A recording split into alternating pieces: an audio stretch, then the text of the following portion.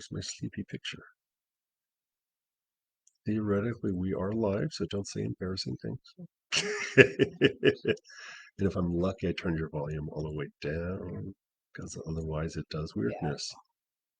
And if I'm super lucky, I can see the comments as they come up. Hey, all. We'll see if anybody jumps in here a few minutes early.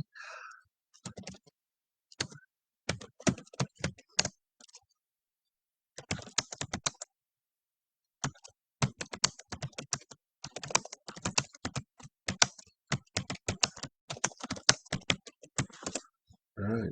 If you're lucky, you can actually see what I just typed on there. Do you have a chat box? Sweet.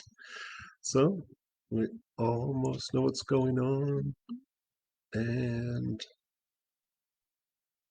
I'm going to ignore everything else. Hopefully some folks will show up here in the next few minutes. If not, I'm going to be talking to myself the entire time.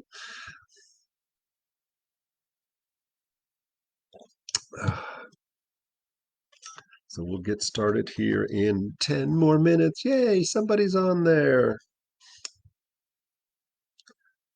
Howdy, whoever you are. Feel free to say hi, type it into the chat so we know what strange people have showed up. And we'll get started here in about 10 minutes. And if you've got any questions, please do type them into the chat box.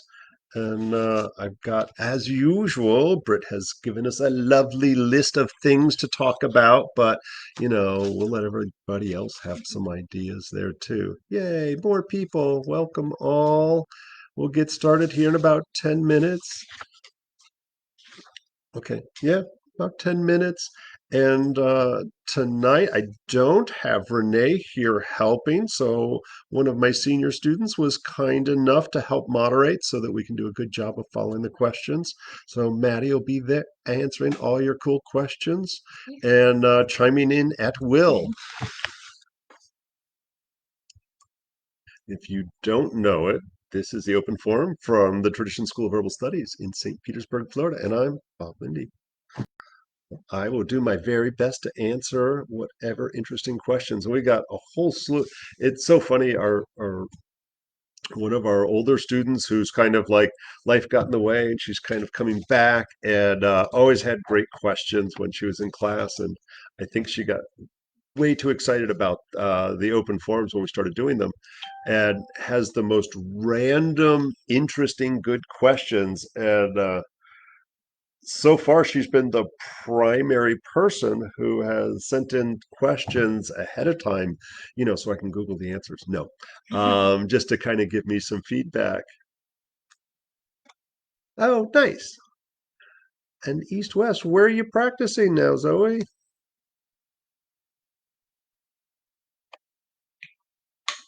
And Trisha, hey.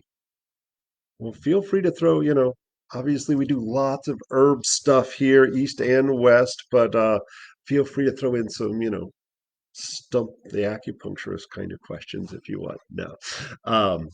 But yeah, she's like, we have everything from scorpion stings to spiritual uses of cudweed to liver spots. So, hey, Sheila. Oh, hey, Sheila. Wow, we're getting a nice crowd here ahead of time, so super exciting. Sorry, I'm going to hold this up just in case. There's a weird line. Oh, that's the weird line. I feel like, why is my head being cut off? Sorry, we have the protective screen to prevent COVID creepiness. One more board, huh? Well, then you can ask me lots of herb questions, but ignore everything I say on this because I put a lot of East meets West, and I won't say my stuff is always board correct. It's more practical application. Sorry. Oops. If you don't know it, Herb Day is coming up really soon, like in a month almost, which is just traumatizing. So hopefully all of you, that's awesome. You keep that curry plant going. So, and Trisha, do come to Herb Day, what day? Oh, May 1st. Yeah. 10 to 4. Herb Day is super exciting. If you've never been, we get herbalists and herb businesses and anything that's related to crazy herb stuff and plants. We have lectures going on all day long. I make all kinds of weird foods, usually very Chinese oriented. I do usually, where are you? There you are, Zoe. So I usually make a big old pot of wu chi pai feng. So that may not be on your board exam, but that's okay. But I also make a eight treasure kanji and usually a bitter melon stir fry and some jellyfish. Jellyfish is not in your medica, but is a great Chinese medicinal food, which I don't know, you probably guess at what the energetics of that is. So yeah, if you can't make it to Herb Day, you're lost. Maybe we'll have some videos from it, so it's super fun. If you're just joining us, it looks like we got lots of folks coming on. We'll get started here in about 5 more minutes. Let us know where you're from. It's always neat to see. Like I think a few of these we've had people from Europe. We had somebody from Philippines last time. I think I had somebody from Australia. So I just think it's cool to see where everybody's coming from. And, if you're from the north, we'll make fun of how cold it is up there because it's hot down here now. It's in the 80s. I was, and you'll have to pardon, I'm a bit of a mess today. I'd say I had the day off, but obviously I'm working. Um, but whenever I have time off, I somehow have this delusion that I don't have enough plants yet. So we have a really good local nursery, and I'm excited to say I found Jamaican dogwood for sale, and so I now have three Jamaican dogwood trees. Right. Ooh, yes. I got a mahogany tree. I've got which, by the way, both of those are medicinal if you don't know it. I got a witch hazel tree today and a Cuban scutellaria skullcap. Uh, and hey, Tabitha, yeah, it definitely was hot out there today. I know where you're from. So I spent my morning spending my money and my afternoon planting lots of trees, and then we're getting ready for an event we're doing tomorrow. It's like pints, plants, and something. I don't know. Over at Three Daughters Brewery, they're having a big event. So we've got two booths out there with plants and crystals and all kinds of other cool stuff. So if anybody's got any questions, feel free to type those in the chat ahead of time. We'll add them to the queue, and we'll get started here in about 5 minutes. I said that 5 minutes ago, but yeah, start at 6 o'clock. Okay.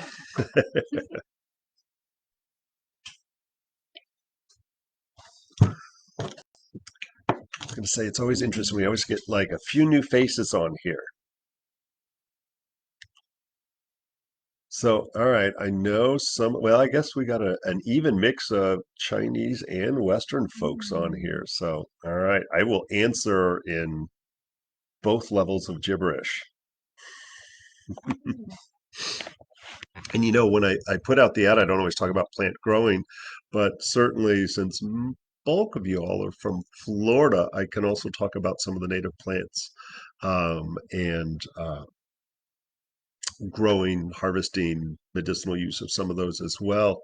I'm super excited this year for International Herb Conference is coming up in June, I believe, middle of June, which is just a huge event. They only do it every other year, and of course, for COVID, it was shut down, so they're doing it online.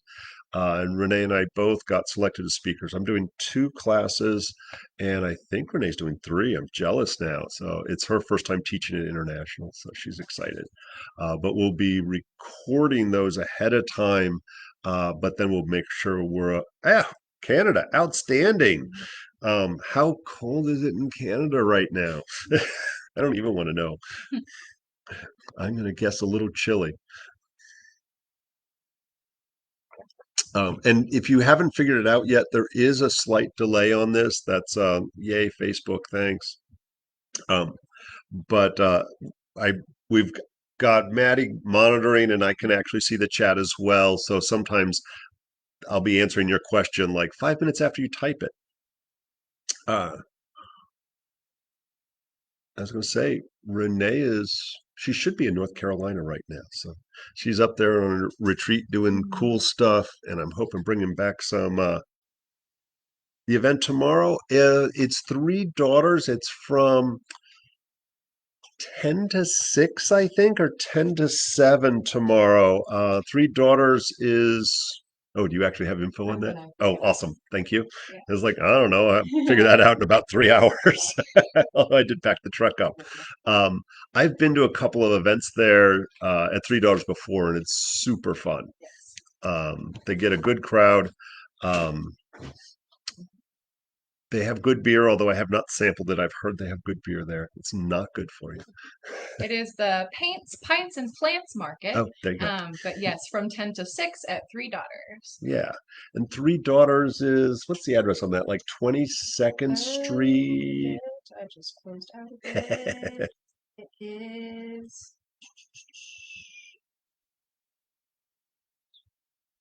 Yes, it is 222 22nd Street South. Okay, lots of twos. Yes. It was a number. And it is on Facebook. I think we shared that on the school page. If not, I'll do it tonight.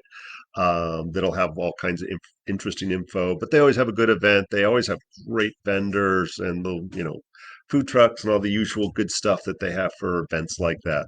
Not quite as big as Local Topia, but it's still, we've always had fun in their events there. All right, we're going to get started here in just a minute. Oh, we got a nice crowd on here now. We got 15 people. That's awesome. I'm sure we'll get some more who join on. If for any reason we have technical difficulties or you have to run because you're in Alberta, Canada, and freezing to death, we will be posting this on our Facebook page probably tomorrow or Sunday. I'll make sure it gets posted and I'll post it in the event. It's funny, Brittany always gives us all these awesome questions. Um, she actually always has to work on Friday nights, so she never gets to join us live, but she goes back and gets most of her questions answered after the fact. So feel free to type any questions. If not, just, I'm along for the ride and we'll answer all kinds of interesting stuff and see where it all goes. What time is it? Oh, we got like 1 minute. Okay. All right. Okay. Take a deep breath. Yeah. Oh, you. I've written some stuff out. I Oh, have some okay. options for you, Bob. Oh, we already got questions. Yeah, Other ones. from Oh, from you. those. Oh, okay. I Yeah. thought you had new ones. I was like, how did I miss those? That would be spooky. Right? It's like, oh, there's a secret chat I don't know about. Yeah. Sorry, I'm gonna put. There we go. That's not easy to do. There we go. Yay! Everybody should come to Herb Day. It's super fun. Oh, it's officially 6 o'clock. Hey, ooh, we got questions. Yay! Woohoo! I'm gonna let you get those. All right. And I'm gonna say stuff. So, hi all. I'm Bob Linde. I'm an acupuncture physician and registered herbalist here in St. Petersburg, Florida. And I am chatting to you from the Tradition School of Herbal Studies, Acupuncture and Herbal Therapies here in St. Petersburg, Florida. Um, we've got lots of formal classes and very informal classes, free and not free. Um, Ooh, I'm going to get to that one, Sheila. I actually have one going right now. It's on my third year, I think now. And we've got a bunch of fun stuff coming up, but this is our open forum. So as COVID hit and we lost touch with a lot of our community, I saw a few people doing it in other realms, and I was like, you know what? We should be doing that. There's not enough of the, and I'm not senior herbalist out there, acupuncturist, and I've been in practice for over 20 years now, formally in practice and much more informally as an herbalist for a long time before that, talking about, herb stuff and trying to help people get pointed in the right direction. So I did this a couple times over the holidays, and I decided I had so much fun doing it, and people really seem to appreciate it. So I'm like, what the heck? I'm going to do this once a month until I get sick of it, or you guys stop showing up. So, um, but also, sorry, the price of admission is I got to tell you about other cool classes coming up. So, needless to say, we have herb program. The Western Herb program has the Western Herbal 101 is kind of like the entrance. We only have one more of those before we start going into the foundations and advanced classes. So the next one is May 15th and 16th. I will say that is actually filled up enough that we went and rented another space so that we made sure we could accommodate people. So that one will actually be fun because we'll be at Boyd Hill for that. at their Osprey Roost, which is just a fun location because we get to do extra plant walks. Um, I've got one of my favorite classes to do is herbal mistakes. Um, so often you go to herb conferences, you go to acupuncture conferences, and we stand up in front of people and we go, look at all the cool stuff we did. And everybody thinks that they're just brilliant and they're inferior because this person, raised the dead. And the reality is, they're no different from you. For whatever reason, we're crazy enough to want to talk in front of large groups of people. And most of us have learned from our mistakes. And the reality is, I don't care how long you're doing this, you still have the opportunity to make honest mistakes or stupid mistakes, one way or another. And a few years ago, okay, it was probably 10 years ago, Patricia Howell, a great herbalist in Georgia, has an herb school. And she asked me to sit on a panel to talk about things we've screwed up over the years. And I just thought that was brilliant. And I hate to say it, there was a panel of two or three other people, and I kind of took over the show because I have way too many stories of how I've screwed up over the years. I've been talking about it for years, and I haven't had that particular class picked up at a conference in a while. So I was like, screw it, I'm doing my own. So April, it'll be a Friday evening. Sorry, I know it's on here. April 2nd, 6:30 to 9. I have no idea what platform we're doing that on. We'll either do it on Zoom or on Facebook. I'm not sure which. But do just email the school, traditionsherbschool at Gmail, and register for that so we can get a link out to you to do that. We'll be doing it in person and live. So if you're local and you want to sit in and, listen to the bizarre stories of all the rashes and diarrhea I've given people, you can join us for that.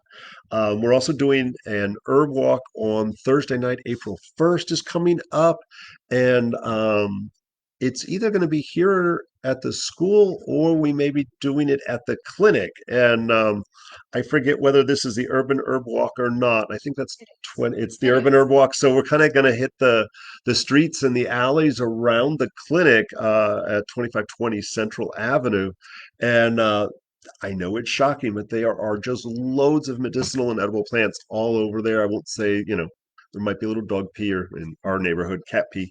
But other than that, there's really good medicine in front of businesses, in front of our business. And it's a lot of fun to go around and looking at the stuff that literally is a weed coming out of the cracks of a sidewalk. Not always the best place to harvest our medicine, but it's a good way to learn it. One other fun stuff we have coming up, we had a really good turnout. Trisha, our school manager, our school director is also has a bunch of letters after her name and was a school teacher for the school system for many years, and started teaching anatomy and physiology for the herbalist and broke it up into little 2-hour segments once a month. So we just did terminology yesterday, and I think we had almost 20 people turned out. So it was really well received. She showed herself to be a great teacher and really knowledgeable. She's cranking out some stuff I didn't know. And I believe on April 22nd, she's going to be talking about the nervous system. So we're doing a system breakdown of all of those. And the other one I wanted to mention was this one's always exciting. This one we're doing live and in person and online, but herbal animal care is coming up on June 19th and 20th. All right, sorry, enough of that. And I think I said Herb Day, May 1st. It's free, it's fun. Show up there. All right, so I think I already said Brittany is always, you know what? We we always give Brittany, like, she gets so many of the questions in there. Mhm. I'm going to start with one that somebody posted after I posted this on some forum, Carlos, and hopefully he's tuned in or catches it after the words. And it's funny, it's like, what's the medicinal value of Tahibo plants in Chinese and Western herbal medicine? And it's funny. It's always, this is the way things happen. If I teach a class in something, if I read a new article, or I was like, where have I heard that before? And I go and do a little research. Then all of a sudden it'll pop up in 10 different places. So Tahibo is another name, and they came in looking for it. I was like, I know this plant, and I googled it, and that's also known as Pau d'Arco. And Palo d'Arco, interestingly enough, it's a South American plant. I'm going to say it's a jungle plant, but it actually kind of more, it's not necessarily jungle, it's a forest plant, but in more warm weather. I've got a nice tree growing. I've had one growing for about 10 years now, and it's lovely. And the bark, the inner bark of this tree is used for a variety of things. And from a Chinese perspective, I really argue with myself all the time because I use this plant a lot. Um, it has almost two functions. Energetically, it's cooling and a little bit dry, not overly so. I use it specifically in Chinese medicine, what we would call damp heat in the lower jiao. So it can be an effective uh, daily or multiple times a day if it's an acute infection. Yeast infections, in particular, it can be used as a wash for fungal or skin infections. But I find it's really good for I'm going to just say phlegminess. A lot of people might use the term candida in the digestive system. And so, for people who have um, poor digestion and tend towards phlegmy, I would say spleen qi deficiency with dampness in a Chinese perspective. This is an excellent daily tea. It tastes nice. And it can be done either as an infusion where we just steep it in hot water, or it doesn't seem to lose a lot of its properties, nor does it get really crappy tasting to do it as a decoction where we actually simmer it for up to an hour. And it's one I've as I started to deal with my own issues, I'm a Desert Storm vet, and I was dealing with my own Desert Storm syndrome, whatever that was. But for me, it manifested a lot as skin issues, and it manifested a lot as digestive issues. Pau d'Arco or Tahibo was probably key from a Western herbal standpoint for my continued wellness from that. It was that plus the input of Chinese medicine to understand diagnostics a little bit better and to get some tighter formulas. But I want to say I knew that one from even before I ran away to acupuncture school and found it a really good ally for me. Um, I don't know. There's some online ones that I missed a Totally. whole bunch there. Throw one of those Yeah, at me. absolutely. Sheila asks, do you have any advice for growing ginkgo biloba? It's a pain in the butt. That's my advice. No, it's it definitely does better up north than it does here and we're here in St. Pete, which is the Gulf Coast. On the map, it's kind of a zone 9B. It's a lie. We're really more 10B. Global warming, the maps haven't caught up yet. And where I live is the southernmost part of St. Petersburg, Pinellas County, on the very end of the peninsula. And I'm surrounded by, although I'm not waterfront, I'm a small creek front and very close to the water. So we never really get frosts. I've been in that house for over probably 10 to 12 years now. Never had a frost, even though we'll get further north in Clearwater, even Pinellas Park will get a frost. I never do. So I've struggled to keep the ginkgo going. That said, I've killed them in my yard quite effectively. I've got one now, I believe it's been 3 years in a pot that's done well. It does drop its leaves in the wintertime. So it's important to recognize those trees that are deciduous, i.e., drops their leaves, because it doesn't mean it's dead. It's just taking a break. Um, and so I actually created a very large, it's probably 100-gallon pot, I think, in the back of the clinic now that I think about it. And in that pot, we planted a ginkgo tree that's 3, 4 feet high now. But then I put all of those other cerebral tonic kind of things in there. So we have the ginkgo tree, we have gotu kola and bacopa all kind of draped out of the pot. And so I don't know, I figured I'd create a little brain family there, a brain trust.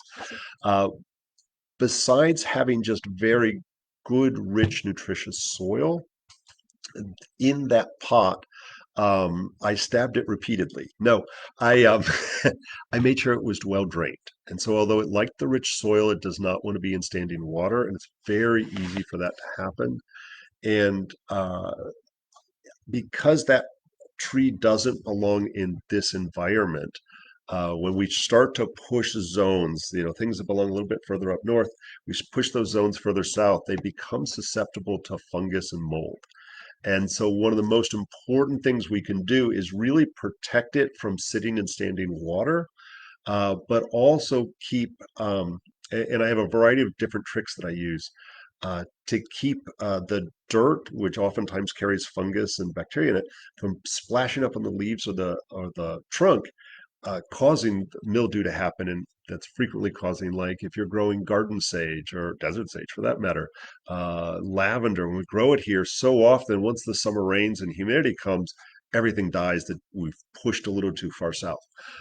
So in this case, I actually planted those other plants like the gotu kola to protect it from water splashing up and causing the mildew. You can also use a layer of sand, of white sand. I personally will do that and then place seashells so that the open part, where all the innards are in the shell, I'll put those around there. So as the water hits that shell, it runs off and doesn't splash up. So that's my secret to success with all of that. I will put a caution for folks who are going up north. Most people consider it a nuisance plant. The fruit from that, which is the Chinese herb. Wait, where is she? Where's my person taking the board exam? Zoe. Bai Gao is the fruit you can buy in the Asian markets, and the Chinese use the fruit of it. Western herbalists use the leaves and don't even know that there's a fruit on there. But it can be a little. It's foliage falls, and it means lots of raking. The fruit is a little stinky, so be cautious where you put it, that it's a little self-maintaining in all of that realm. But I think it's a beautiful plant. I love the leaves on it. It is an archaic uh, plant that has been kicking around since the dinosaurs, and is a classic leaf. And wait, and it's the logo for Herb Day. International Herb Day is the ginkgo leaf. Uh, coming up on May 1st. Um, and if you don't know, it's funny.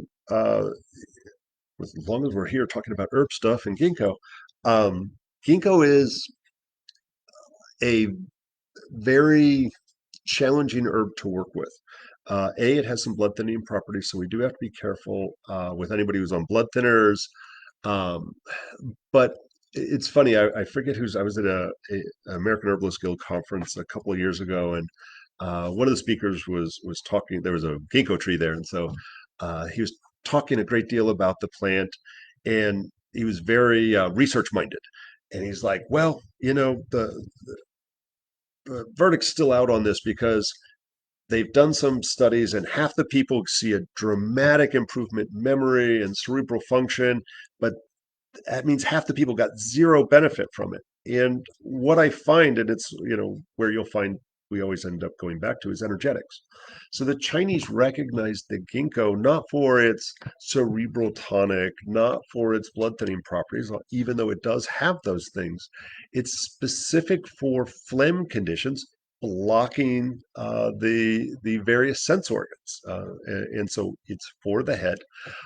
And so what we find is when you use it for people who have a thick tongue coating, tend towards phlegmy, it's effective for those people whose memory is clouded with phlegm.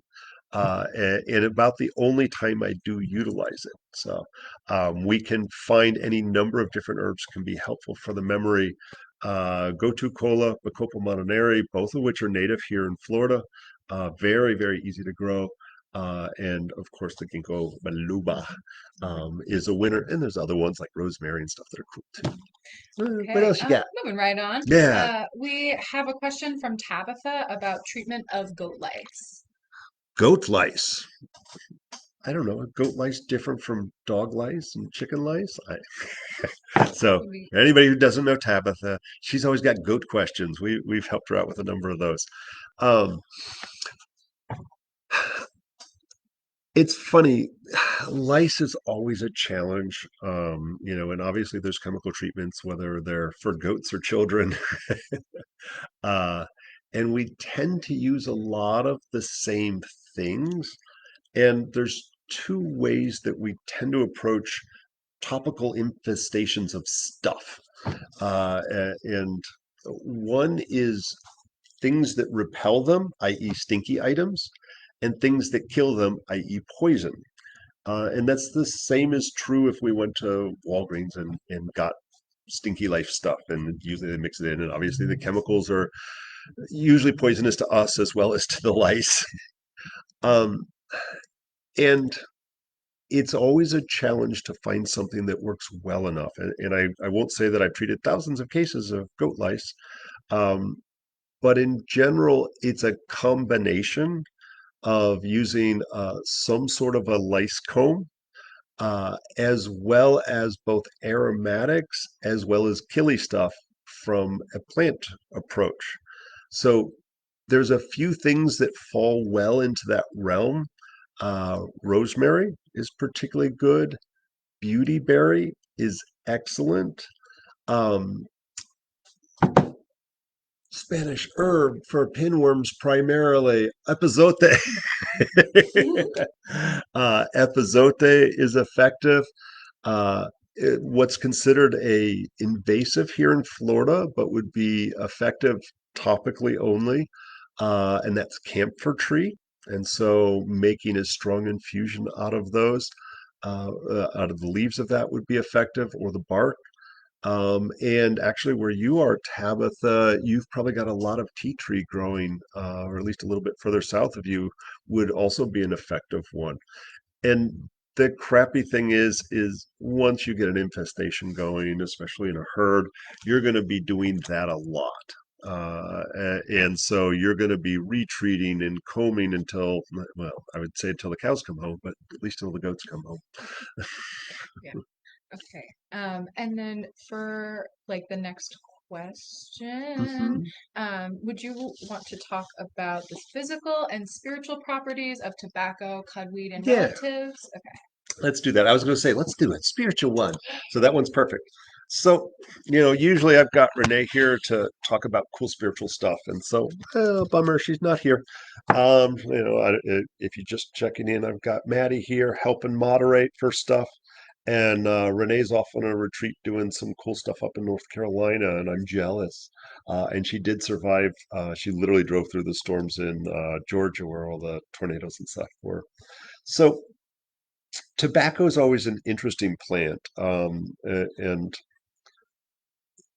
it is considered by a number of different traditional people and modern people that tobacco is considered one of the strongest medicines out there.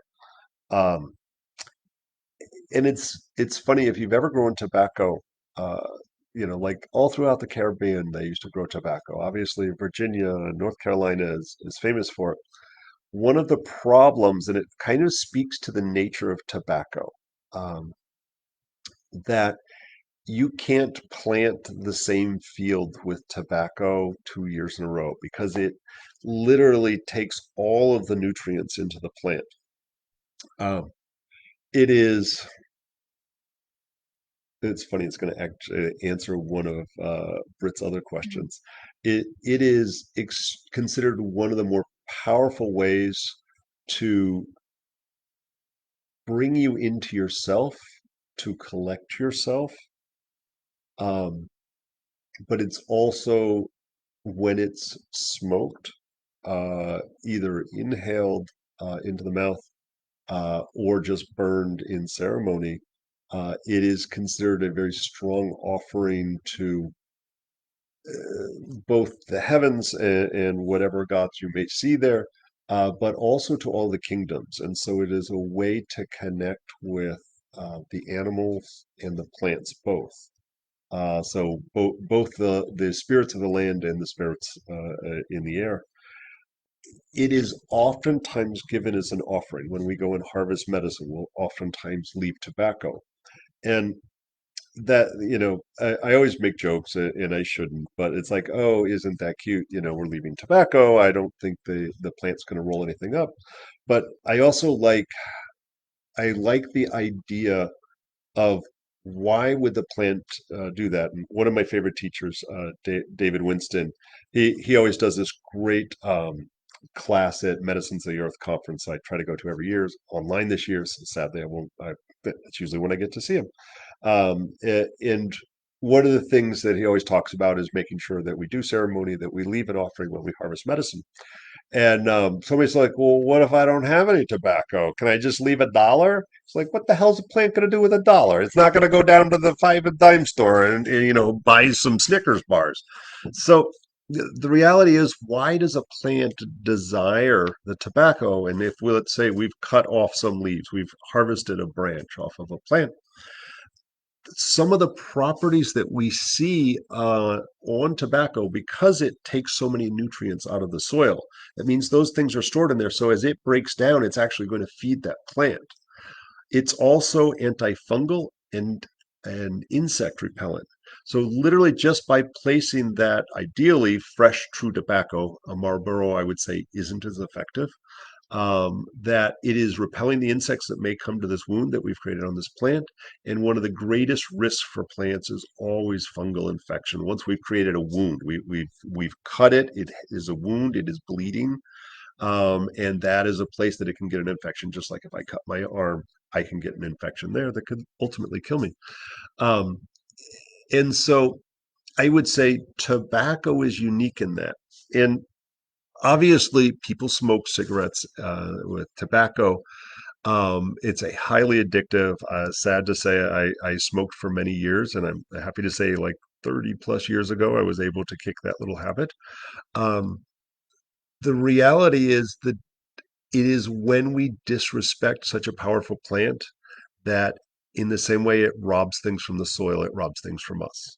And so it's our punishment for not respecting the plant.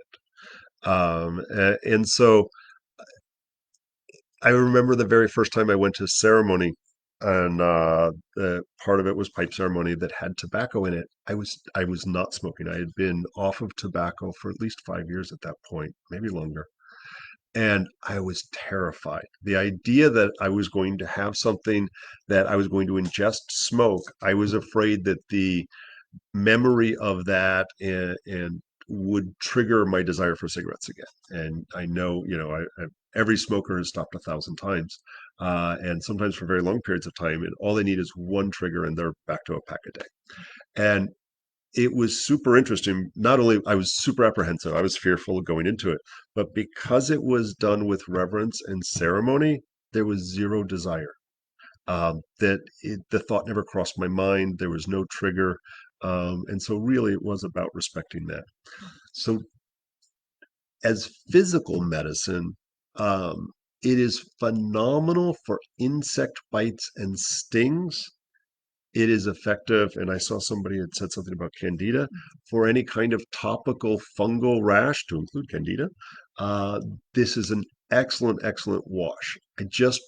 I don't use it on little kids and infants because they have a likelihood of absorption through the skin, and the nicotine and tobacco is such a strong medicine. I'm cautious. Um, but nothing works better on an ant bite or a bee sting. And I know, Britt, you had a question about scorpion stings. It's one of my go-tos. So it's awfully handy in your wilderness kit, in your first aid kit, to have some tobacco. Both if you're in the woods, there's a good chance you might harvest some medicine. You need to leave an offering. But in the same sense, there's an equally good chance you get stung by some kind of owie thing, in which case that's a quick physical medicine kind of thing. And then she'd mentioned cudweed, and it's funny, there's a couple things called cudweed. Renee and I argue about this regularly because botany, my grandfather, the reality is cudweed is used in a similar way, but I would say is a much weaker version from a spiritual standpoint, even though it's used in very much the same. It's not as strong and aromatic. It's not as rich in nutrients. Um, but from a physical medicine standpoint, it's also used for bug bites and stings and things like that. So, and I'm sorry, I think Renee has a video on the YouTube channel, on the Traditional School of Herbal Studies YouTube channel. I think she talks about cudweed, so you can get a picture of it because what you Google for cudweed will be different from what she calls cudweed, and I totally don't remember the Latin name, so I Mm. apologize for that. I don't know what else we got. I see a Okay. bunch of stuff. Yeah, we had a question from Shannon about Chinese food recommendations for autoimmune patients. Hmm. Specifically, she heard that rice, beans, and grains should be avoided, but wanted to know if they were okay, and then also which herbs to avoid for Oh, autoimmune boy, patients. now that's a can of worms. So autoimmune, and it is possible to talk in like general terms about autoimmune stuff. The realm of what is defined as an autoimmune is a huge category. You know, we have so many things like Hashimoto's and MS and rheumatoid arthritis, but it's interesting that they now believe schizophrenia is an autoimmune disorder and a number of other things and I don't know whether you've had chronic disease yet, but that's one of the things. Oh, Oh, it's coming up. Yeah, yeah. chronic disease is coming up. So the Chinese program, which starts every November, we do an advanced class that's 2 days just about it, and obviously autoimmune is a chronic disease state. So that said, each autoimmune disorder presents in its own unique way, but there are some general ideas that we can talk about that are kind of, and I will say some of it's Chinese, some of it's not, and therein lies the issues. So I'll do my best to um, I'll do my best to talk about it from a Chinese perspective. I would say from a Western perspective, where like eat healthy, eat your veggies and a variety of vegetables and proteins, and I would agree with that. From a Chinese perspective, though, um, there's actually two states of being that we look at when we talk about autoimmune disorders. And most people who have autoimmune disorders are like, nope, half the time they're doing great. They feel very normal. And that's when whatever type of autoimmune disorder they have, it's in remission. And so they feel perfectly normal. Then something happens to trigger what's called a flare up. So all of a sudden their body goes wackadoodle and starts attacking, it can attack a muscle, it can attack your joints, it can attack your skin, it can, attack whatever, your thyroid. Um, and so there's two different ways. When somebody is in a flare up, when their RA is causing horrible swelling and pain and crippling and destruction of their joints, we need something that's considered a very hot condition. So it's usually a damp heat or at least a heat condition in Chinese. Sometimes we even say blood heat or heat toxin in Chinese. Um, in which case we need a very aggressive, really crapping tasting cold, bitter, sometimes what in Western herbalists would recognize as anti-inflammatory, antiviral, antibacterial kind of herbs. Um, and that's to take us out of that flare up. When we're looking at they're in remission, so they're not active, their body's immune system is not actively attacking things. And they're the two biggest triggers we see for that are food and stress. And I would say that's pretty much true across most, if not all, of the autoimmune disorders that I'm familiar with. Um, and then, so at the time that people are in remission, we can use immune modulating herbs. Sorry, that's a Western term, which are usually spleen chi tonics. So it's very appropriate to use things like Six Gentlemen or Four Gentlemen, Buzang Ichitang, Sejunza Tang, Lu Wei Di Huang Wan. And so really that is usually a nourishing formula that is going to be either adjusted or we're going to choose that formula that is specific to their pattern at that time when they're not in flare. From a food perspective, um, we generally look at those spleen happy foods. And I would argue just eating things that are kind to your spleen. So those are usually cooked foods. Um, they are whole grain, and I would say limited grains because otherwise we end up with too much of the flavor sweet. Um, and the spleen, so basically, the spleen likes to be warm, and it likes to be, um, I don't want to say dry, but it doesn't want things that are phlegmy. So there's the perfect food is soups and stews. If we're doing raw food or juicing, that may feel good when you're in flare up because that's considered cold. It's not helpful to do that while you are in remission. So soups and stews, variety of proteins. Like I always say, eat the rainbow. Renee says that I just steal it from her. Eat the rainbow. So trying to get as many different colors and a greater variety. There is oftentimes a role of the gut from a Western perspective, and that is our spleen chi. So there are stressors from anything from low stomach acid to the overuse of antibiotics, to the overuse of steroids that can cause inflammatory gut issues. And so looking at that pattern and choosing the foods appropriately really can go a long way. Um, I won't say there's any magic foods. There's more, and I always hate to put value judgments on foods, but your refined carbohydrates, gluten is one of the leading triggers for autoimmune issues. I would argue that dairy is frequently so, especially if anybody of Asian or African descent. Dairy can be a major trigger, and inflammatory gut stuff can definitely be an issue. And with that, uh, folks who have been eating too much of any one thing, if they're eating a restrictive diet, it can lead to nutritional deficiencies. And, that can be like, I'm on the all raw food vegan.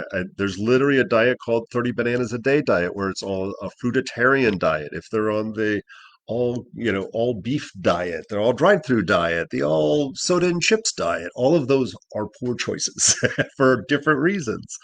And so they create an imbalance. And so, that middle path is always the kinder one and the easier one to follow. And so one of the things I see where long-term use of things that don't serve us, we oftentimes find low stomach acid. So the addition of HCl, which I would argue is this, sorry, I'm giving a lecture on this in August for the FASOMA conference, Florida State Oriental Medicine Conference. Your stomach acid is in some ways your stomach and spleen chi.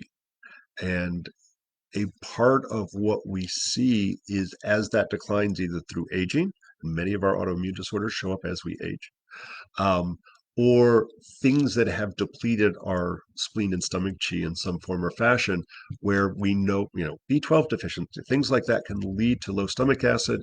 And therefore, we end up with things like SIBO and candida and leaky gut and yada, yada, yada. So, there's a little mix of East and West for you. And hopefully that's vaguely answered your question.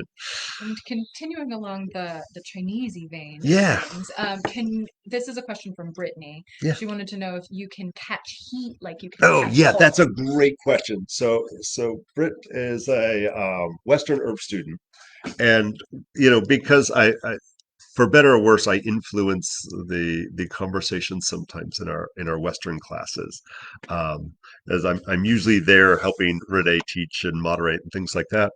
So in our normal language, we say we catch a cold, which is a silly, silly term. Like we don't catch a cold, we catch a virus, we catch a bacteria, we catch a fungus, we don't catch cold. But obviously in Chinese medicine, we have this concept of Hey, millennia. Mhm. Within Chinese medicine, we have this idea of wind invasion, and so it's a little crazy, but I'm going to say the words anyway. We have our Wei Qi, which we refer to as our immune system, is circulated right under our skin, and it keeps our skin pores shut so that it controls our ability to sweat and so forth.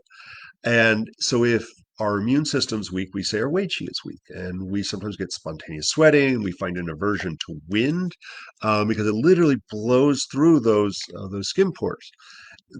The other end of that, and it's something that happened, when we started looking at those more shamanic ideas that were kind of removed from Chinese medicine about 5,000 years ago, the idea of evil qi, xie qi, and that we say that disease is carried on the wind, and it is the evil wind. And we have wind cold, we have wind heat, wind damp, we even have wind dry, and combinations of all of those things. And so our illness is theoretically then this evil wind heat or wind cold or wind damp that invades through the skin pores that has been weakened from a weak Wei Qi, our immune system. And those chills and fever you get is the battle that goes on between the two. And ultimately, hopefully, you're able to push that evil wind chi out of your body, and you get better. And Western herbalists use diaphoretics, which are things that make you sweat. And we have warming and cooling diaphoretics. We have moistening diaphoretics and so forth. And so it's always interesting, it doesn't really make sense. Why would you make somebody sweat when they're sick? Like, that's just odd. And it goes back to a shamanic time that honestly has been removed out of a lot of Western herbal medicine as well. It's funny, when I did a 12-part TV series down in Ecuador and had this wonderful opportunity to visit with lots of different groups of people within the Quechua. There's 16 different tribes and lots of different languages and different traditions and beliefs, and went to the mountains, went to the jungles, and visited with all these healers. And one of my goals as we did this TV series was to try to find not how unique and weird and diverse these things are, but to find that all of these different forms of medicine, all of these different traditions and cultures and tribes, all were doing the exact same thing, but using different words to describe it. And one of the places where I found, besides using the same plants for the same reasons and so forth, whether you're in North or South America or in China, one of the places where I found a congruence, a similarity between those, was the idea that disease travels on the wind. And we pull up our collar, and your mama told you don't go outside with a wet head, you'll catch a death of cold. All of these things are part of our culture and our language, even things like you catch a cold. But according to Chinese medicine and actual experience, sometimes you catch a heat. And it's funny, this came up the other day. I don't remember where, maybe it was student clinic or something. Mm. um, why do we say God bless you after you sneeze? Why? Gesundheit, God bless you. And it's Mm. literally because at that brief moment, your gates are open that demons can invade you. And so here, even from that European tradition, there's this subtle memory of times of yore where the belief was that disease traveled on the wind. And we do it in practice, even if we don't use all these little freaky deaky words like she and wei chi. Mm. So, yes, Britt, we can catch a heat or a damp or a cold. And then we select our diaphoretic or release exterior herbs based on how that manifests. If you got a high fever and you're burning up and you're throwing the covers off, then we need cooling diaphoretic herbs. If you literally got more chills than fever and the person feels cold, like they're saying, "Oh my God, I'm so cold, I'm sick as a dog," then we use warming diaphoretic herbs. Chinese medicine, we might use ma huang tong or guizhi tong for the wind cold. And then we can use things like, I don't know, yin chao jedu pian, something like that for a wind heat, and then we can get all crazy after that and adjust based on the symptom patterns that they show up. Really? What else we Eh, got? all right. We had a question about what are some strategies to support balance after specifically thyroid removal, but you could Ooh, talk about that organ removal in sucks. general as well. Oh yeah, there was a couple of things like that. Um, so organ removal sucks. The one with the most organs at the end wins. There, specifically with the thyroid, and so the thyroid is removed for a number of reasons. Anything from, sadly, one of the main treatments for hyperthyroid is to either physically remove your thyroid or to just irradiate it, nuke it, until it no longer functions. And then it's easier to treat you for hypothyroid than it is for hyperthyroid. So they're just like, well, just kill it. Now we can do the easy thing. Um, the but obviously we remove gallbladders, we take out sections of your intestines, we'll remove a uterus and uh, ovaries and all kinds of fun parts. And the problem is each one of those things, even an appendix, has a role in our body. And it's, I hate to say it, if you've had your thyroid removed, you do need the medications most of the time. I have not, if there's a partial removal, if they've only taken a lobe, you can sometimes get away with supplementation. There's obviously the Synthroid is the medical one of choice. Armor Thyroid, and there's a new one whose name I forget. Armor is a prescription drug, but it replaces both the T3 and the T4. I think is a better choice. There are issues even with the Armor. It's hard to get it correct. Also, for certain religions, it is made out of pig thyroid. I know Judaism does allow for you can break all the rules for your life to save your life for health reasons. I don't know about Islam whether they have that loophole. So and there are other religions as well. Some of the African religions also, even away from Islam, don't allow for pork. So we have to look at the source for some of those things. And there's, oddly enough, a number of prescription medications that are mainstream that are sourced from pork. And I'm going to guess doctors don't often take that into account when they prescribe those. So we have to really look at each one of those. And, if you have a partial thyroid, we can supplement with a variety of minerals or foods that are high in minerals. Anything from seaweed, which is one of my favorites to support the thyroid. And I would say different seaweeds have different ratios of stuff, and minerals in particular. So I actually say eat all of the seaweeds. Uh, if we're if we've had a gallbladder removed, it's always a sad thing. Not to say the only reason the gallbladder is removed is because you ate too many French fries and fried chicken, but it's a really good common reason why. If you've had too much fried stuff, if too much greasy stuff, the wrong kinds of fats, your body becomes challenged and gives up the ghost after a while. And so once they take your gallbladder out, well, you'll stop having the effects of inflamed gallbladder. But now you can't eat those foods. So why didn't you just stop before? I know they taste good. I get it. Um, so there are things that we can do. Uh, Digestive enzymes that we can take when the gallbladder is challenged like that. So the ox bile is a supplement you can get over the counter. And even though the liver takes over some of that role of the bile production and the breakdown of fats in meals, it does a lousy job of it because it's not storing it, it's just kind of producing it. So you can only get away with small amounts of even the healthy fats. So what I always say is like use the ox bile or some other type of there's a synthetic bile. I prefer the ox bile, even though it's probably not ethically sourced. The ox bile before meals, especially those with fat, will help you to break down and because we need fat. Fat's so important in our health. Our brain is a big tub of fat. Our nerves are covered with fat. Every cell has a lipid wall. If we lack fat, bad things happen. So we need to be able to break down and utilize those fats. Um,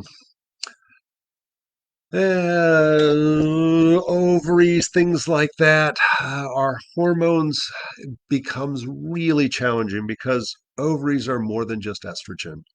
And we're finding out more and more that, now they're, when we look at ovaries, they're part of our reproductive system, but they're also part of our endocrine system. And we're still discovering new hormones and new endocrine glands. The bones are now considered an endocrine gland.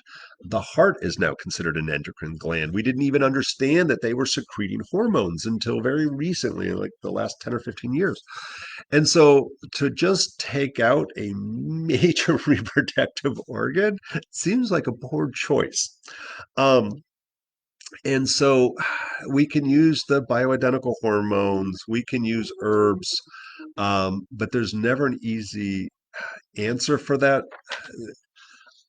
Herbs can effectively help with some of that hormone adjustment. I do oftentimes utilize supplements, and it's funny, we always think estrogen when we think about ovaries and menopause and things like that.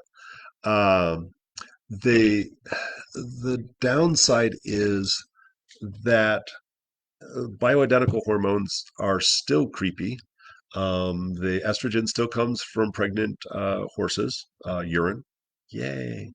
Um, but many people, and this goes for menopause, whether you get your ovaries or not, um, are estrogen dominant, even though your ovaries may not be producing the estrogen you need. You have enough estrogenic stuff in your body that you need to actually remove some of the excess stuff. And so there's a supplement called DIM, which is dimethyl, I don't remember, it's broccoli sprouts, uh, concentrated broccoli sprouts, DIM, that I actually really, I have to say, although I don't, if I'm eating organic grass-fed meats, if I stay away from a bunch of synthetic stuff, I try to avoid those highly estrogenic, the wrong kind of xenoestrogens. I use low VOC paints and blah, blah, blah, blah, blah.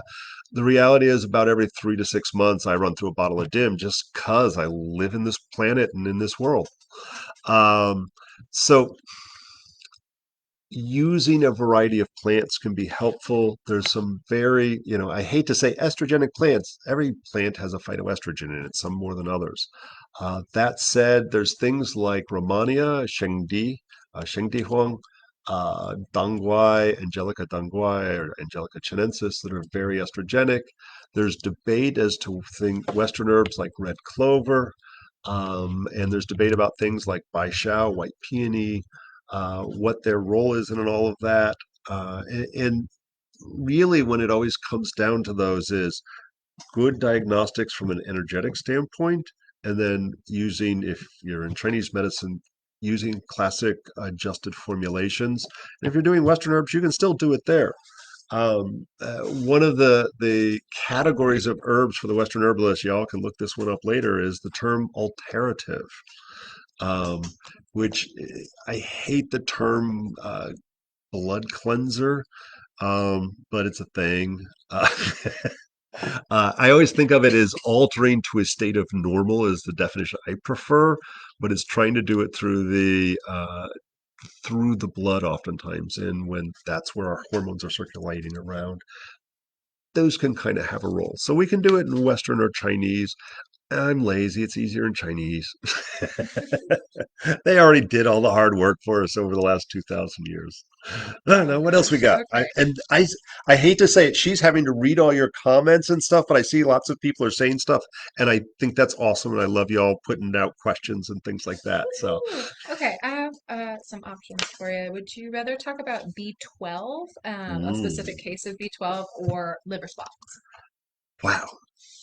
Oh, let's go to B12. Why the hell Okay, not? so this question comes from Owen. In a case of somebody who has B12, a B12 level below 100, along Oof. with belching after meals, acid reflux, systemic Oh, fungus that has appeared in I recent got weeks or that's months. one's easy. Yeah, and then, but they asked what the recovery time is and if there is a non-synthetic methylated form of B12 that you can recommend. Ooh, that last part's harder. Yes. So, all right, Owen. Owen. Hey, Owen. Um, so B12. It is such a challenge. I see B12 deficiency constantly and below 100. So I forget exact low end of the range. It's like 350 to 950. I'm guessing at that. But um, I find that anybody who's 700 or lower is dealing with some level of a B12 deficiency. And B12 is literally the powerhouse of every cell. It is the one of the prime powerhouses of the mitochondria of the cell. It's a part of the citric acid cycle and all that good stuff. So B12 primarily comes from meat. We cannot get viable amounts of that from vegetable sources. And so, unfortunately, a lot of people who are eating a vegan diet, if they are not, and I know opinions vary on all of that. I'm telling you what I've seen, and honestly, the research backs this up. Um, but every vegan should be supplementing with, I would say, B complex, but specifically B12. And there are other roadblocks. So there's a catch 22. If somebody was like, yay, factory farming of meat is a horrible thing, it is. And so therefore they don't eat meat anymore. And they didn't do their homework and they didn't supplement with B12. At some point, usually around 3 to 5 years, their store of B12 is depleted because they're not replacing it. And there's opinions vary how long B12 stores in the body, and I'm going to say, most of us have a pretty good store. It'll last for a little while. So we need B12 in order to produce a number of substances in our body, particularly our stomach acid, HCl, hydrochloric acid. We need hydrochloric acid to absorb B12. So two things can happen. If you already had low HCl, then you're just going to be chronically low, and we need to supplement HCl. If you've been eating a diet that is without B12 in it, then usually you've used up your stores and then your HCl starts to decline. And so then we have to supplement with both B12 and the HCl. The other roadblock that happens is the MTHFR, and I apologize in advance, what's known as the motherfucker gene, because there's specifically two of those that can be turned on or off, part of the genome project. And so if one's turned off, you're kind of like mildly chronically deficient in B. You're not utilizing it well. If both are turned off, I sorry, you're going to be struggling a lot. We see a lot of our autoimmune disorders, a lot of our chronic fatigue syndrome, fibromyalgia, all linked to that MTHFR. Um, that doesn't mean you're screwed. No, you can buy really expensive supplements for the rest of your life. So because Owen, you kind of were my poster child. Like that's my entire lecture that I'm going to have at FISOMA for 3 hours is going to be exactly what you just said. So acid reflux and belching, in particular when you have food in your belly, is a key symptom of low HCl, low stomach acid.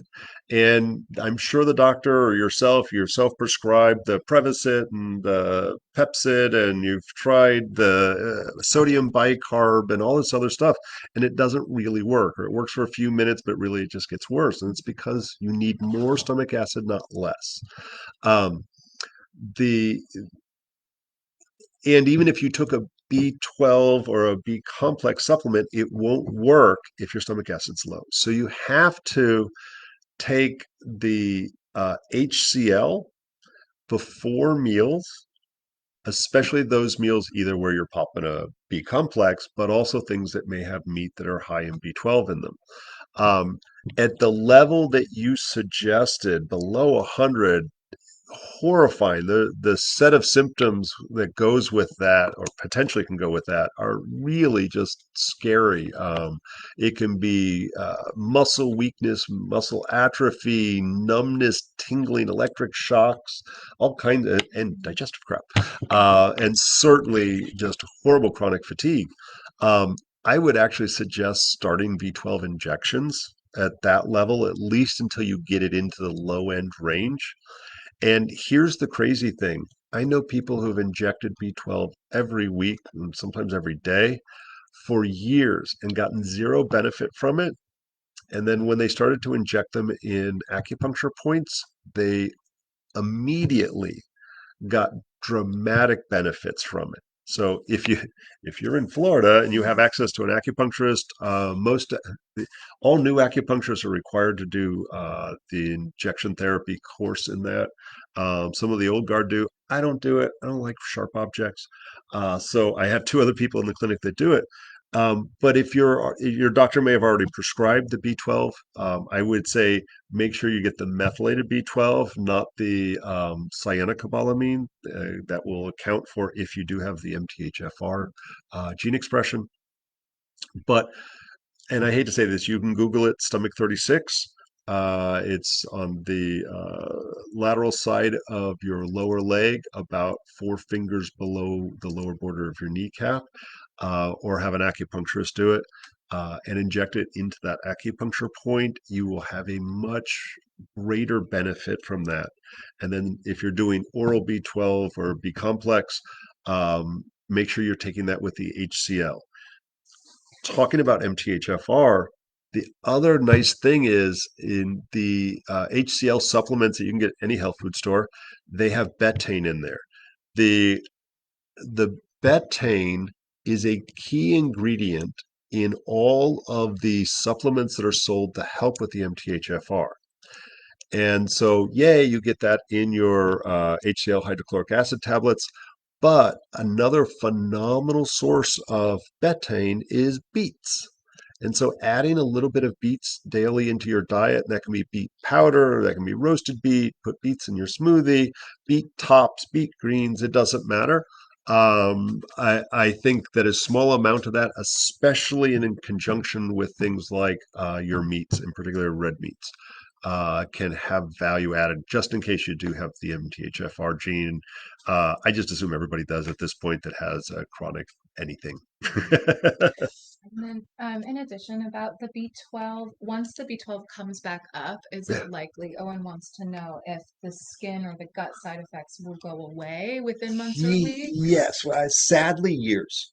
Years. Like for somebody who had it in, because I'm like 99.9% sure that you have low stomach acid. Um, it can take a year or two for you to get that all corrected because I'm going to throw out all the acronyms and initials today.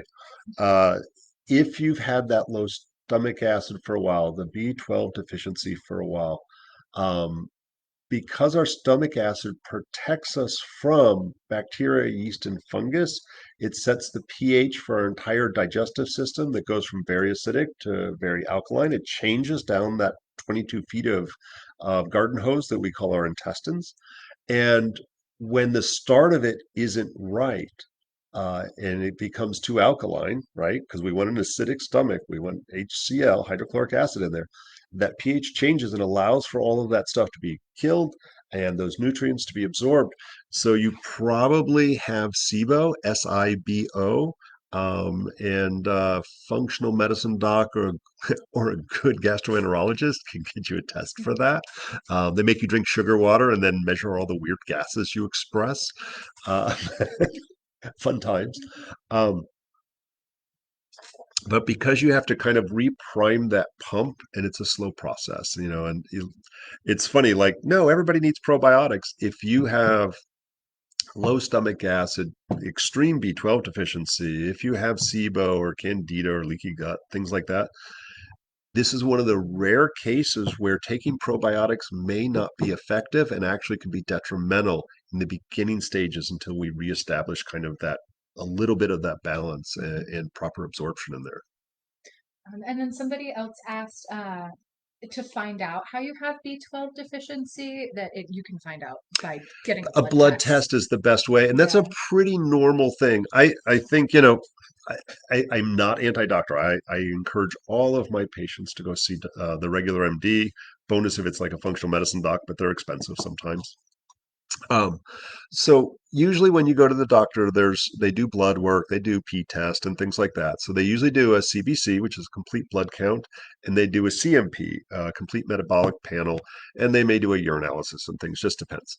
It's very correct for you to ask your doctor that, hey, I'm fatigued. And I hate to say it, you have to say the word fatigue because that justifies them doing that. So your insurance pays for it if you have insurance. Um, I'm fatigued. Can you check my B12, my vitamin D, and my iron? And I think everybody on the planet should be screened for at least the B12 and the vitamin D. If you eat a mostly vegetarian or vegan diet, you should, male or female, be tested for iron. And what is the minimum level that is good for B12? I, if you ask me personally, I think it should be at least above 800. I prefer between 900 and 1500, even though 1500 is technically out of range. Okay. All right. And then our next question comes from Shelley, was wondering about the medicinal uses of usnea. Mm, Usnea. And so, um, especially here in Florida, usnea is not as common as you would think. And it's important to differentiate between the Tislandia usnoides, which is the old man's beard, which is everywhere on all the trees, and true usnea, I forget the species name, there's a couple, that is kind of a rounded clump rather than a hangy downy thing. Not to say that Tislandia will hurt you, but it's not going to have the same benefits.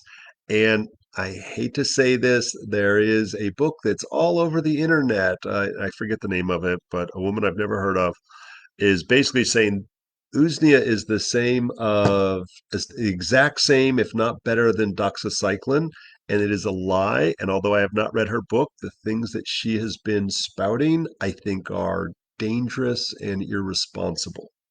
I don't want to say how many people have come in saying, "Can I have some Usnea? Because I don't want to take doxycycline." It does not work that way.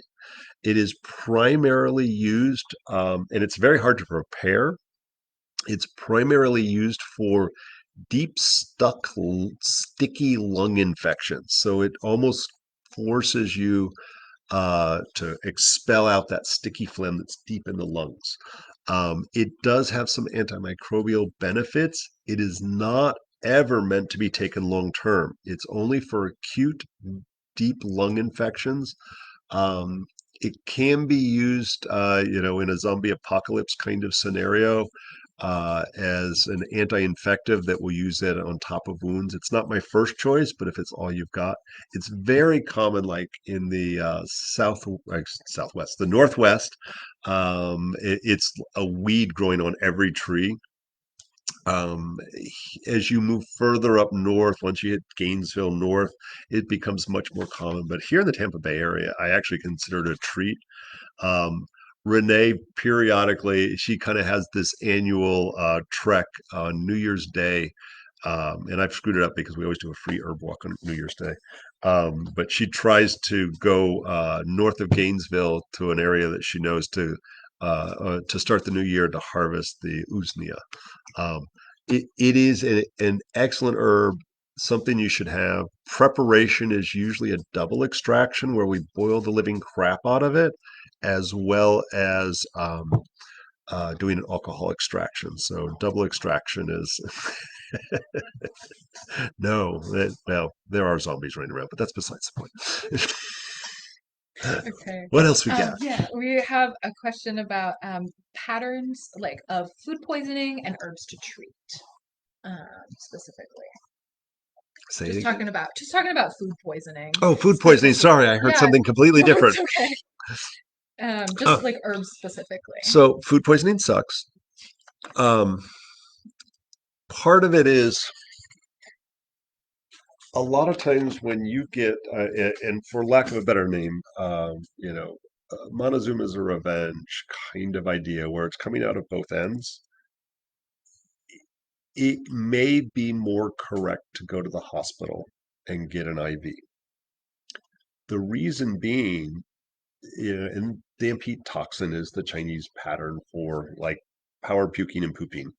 Um, you can't take any herbs because everything that enters your mouth is immediately expelled. And so you quickly become dehydrated and it can become dangerous. It's especially dangerous. We talk about special populations like young children, infants, the elderly, dogs, cats, reptiles, whatever.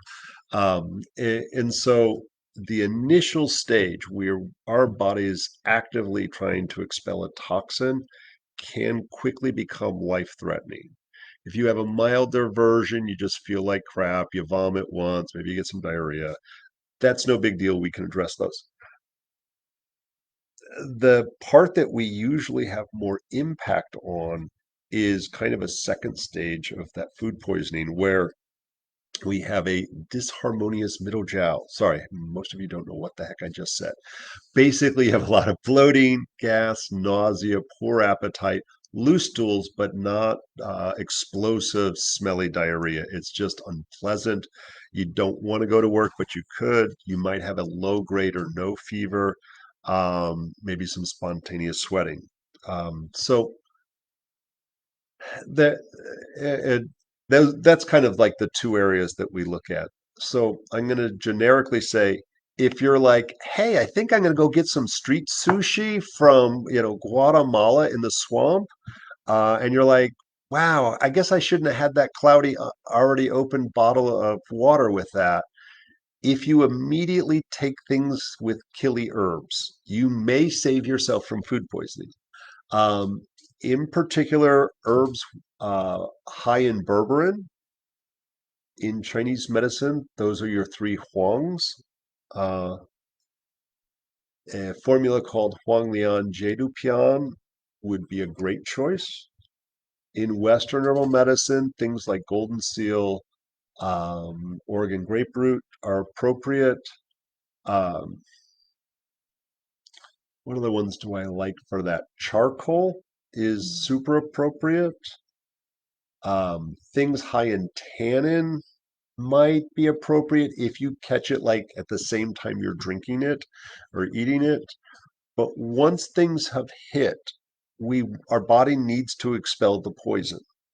And so we can only use those herbs that kill. We never want to like stop the diarrhea or the vomiting until that disease is killed. After whether you went to Western medicine and took IV antibiotics and some anti-nausea medication, or at least got fluids, and you're now at that stage, usually that second or third day where you're just like, I feel like crap. But you're not losing fluid. You're able to eat some dry cereal or crackers or whatever, piece of fruit. Hydration is important, and usually room temperature or warm drinks. And I don't know, can you type Hushang Shengqiwan in there? Because nobody knows what the hell I just said. There's a Chinese formula that I love for this called Hoxiang Shen Qiwan, which is patchouli something or another. Um, the that is my go-to. Like if I travel out of the country in particular, I usually bring two or three bottles with me. Although you'll feel better after a single day's worth of dosages, and it's usually three times a day that you take it. I always say do bottle dosage in this case. I encourage people to finish the bottle of the Hoshang Chenchi one. Yep, that's the one. um, and it's also helpful to take probiotics and ensure that there is at least in the combination of good bacteria Saccharomyces. Saccharomyces is specific for loose stools, diarrhea, gut flora imbalance. And it's usually something you can do short term, like run through one course of that, and you should be fine.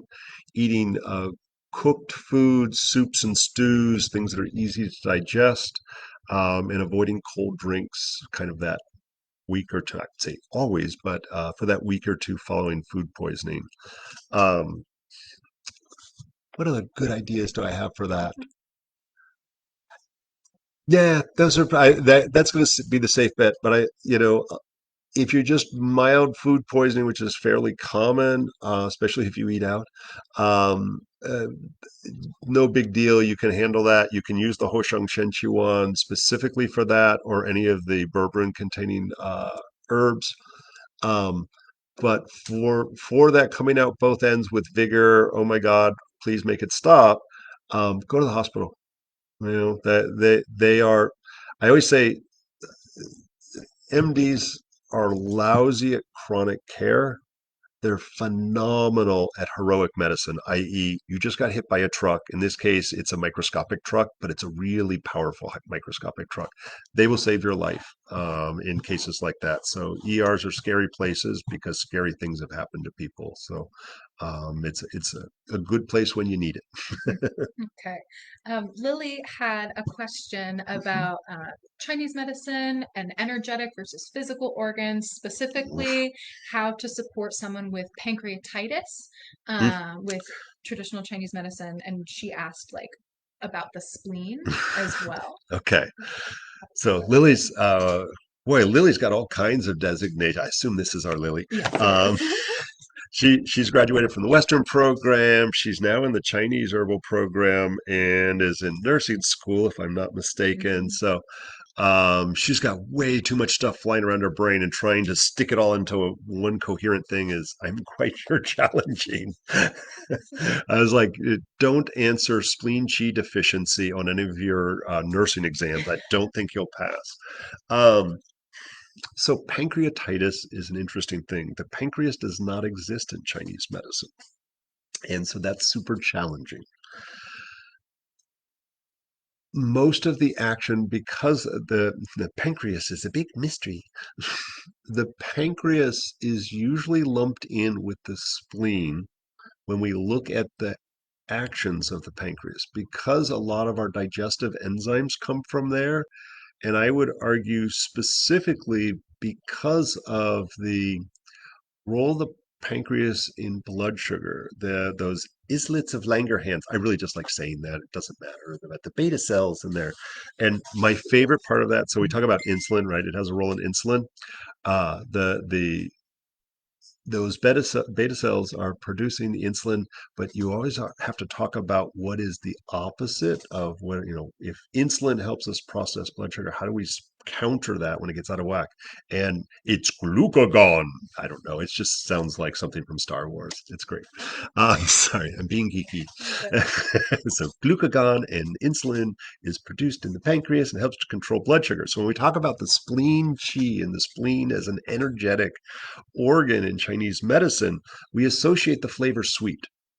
And so if and we associate digestion and assimilation of nutrients. So when we think about what is the role of the pancreas, it is literally those islets of a Langerhans cells, those beta cells are damaged for the excessiveness of sugar. It helps with the breakdown of foods for the extraction of nutrients. That's all spleen all the time. So if the pancreas is inflamed, we're seeing some sort of a heat pattern, and it tends to, not only does it get inflamed, the itis is inflammation, but we see pancreatitis also becomes enlarged frequently, um, and it is damaged in particular with excessive use of alcohol. One of the things that kills a lot of alcoholics is pancreatitis. Um, a- and so the spleen likes to be warm. And so if we're putting the pancreas in with that, we have to be careful that we don't put out the digestive fire, but recognizing that there can be a damp heat infection that has an association with that spleen, and ultimately letting our um, the tongue and pulse really lead that treatment. Because, hey, I see Renee on there. Hey, Renee. Uh,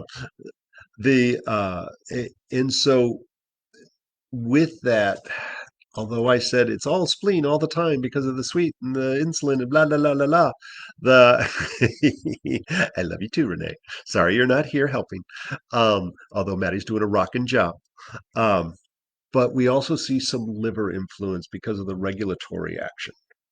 And so if the role of the liver in Chinese medicine is regulating stuff, then we see that some of those secretions, like the glucagon and the insulin, help to regulate the blood sugar and the absorption and utilization of it in the cells. So, with all of that, we see both liver and spleen The liver tends to get more hot. The spleen tends to get more phlegmy. So we end up oftentimes approaching both of those. And not to say that this is the right formula, but we see formulas like Xiao Chai Hu Tong, Jia Wei Xia Yuan, that are sometimes modified specifically to help things like pancreatitis. Um, That was a hard one. And what do Absolutely. we got? So do you want to answer 41 a minutes. question about plants, like growing a specific plant or another Oh, like let's go for a diagnostic? plant. That was a Yeah, hard one. This one, that hopefully this one's easy. absolutely. This is a question from Rhonda about growing Oregon grapefruit in Florida. Oh, Oregon grapefruit. Yeah, don't even try. There you go. That's, no, I shouldn't say that.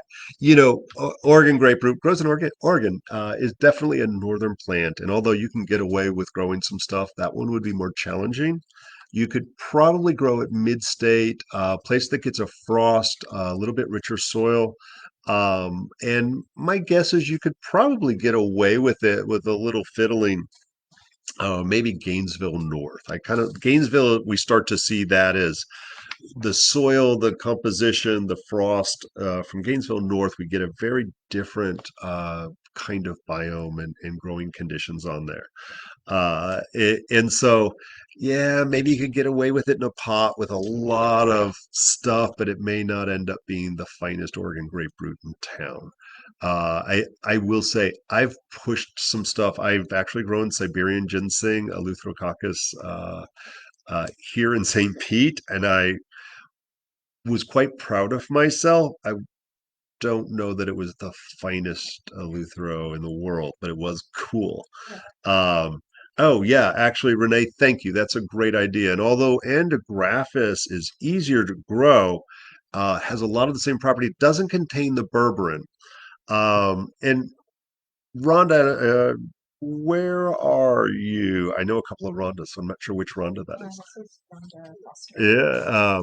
So, if further north, and again, Gainesville, Georgia, North Carolina, yellow root would be a really good replacement for Oregon grapefruit.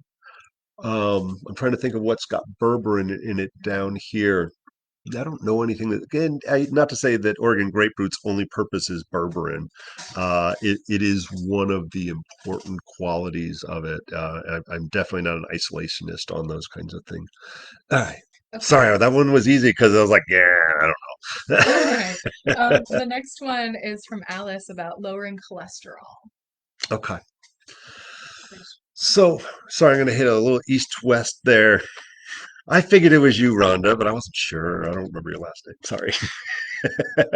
Rhonda, just up the street.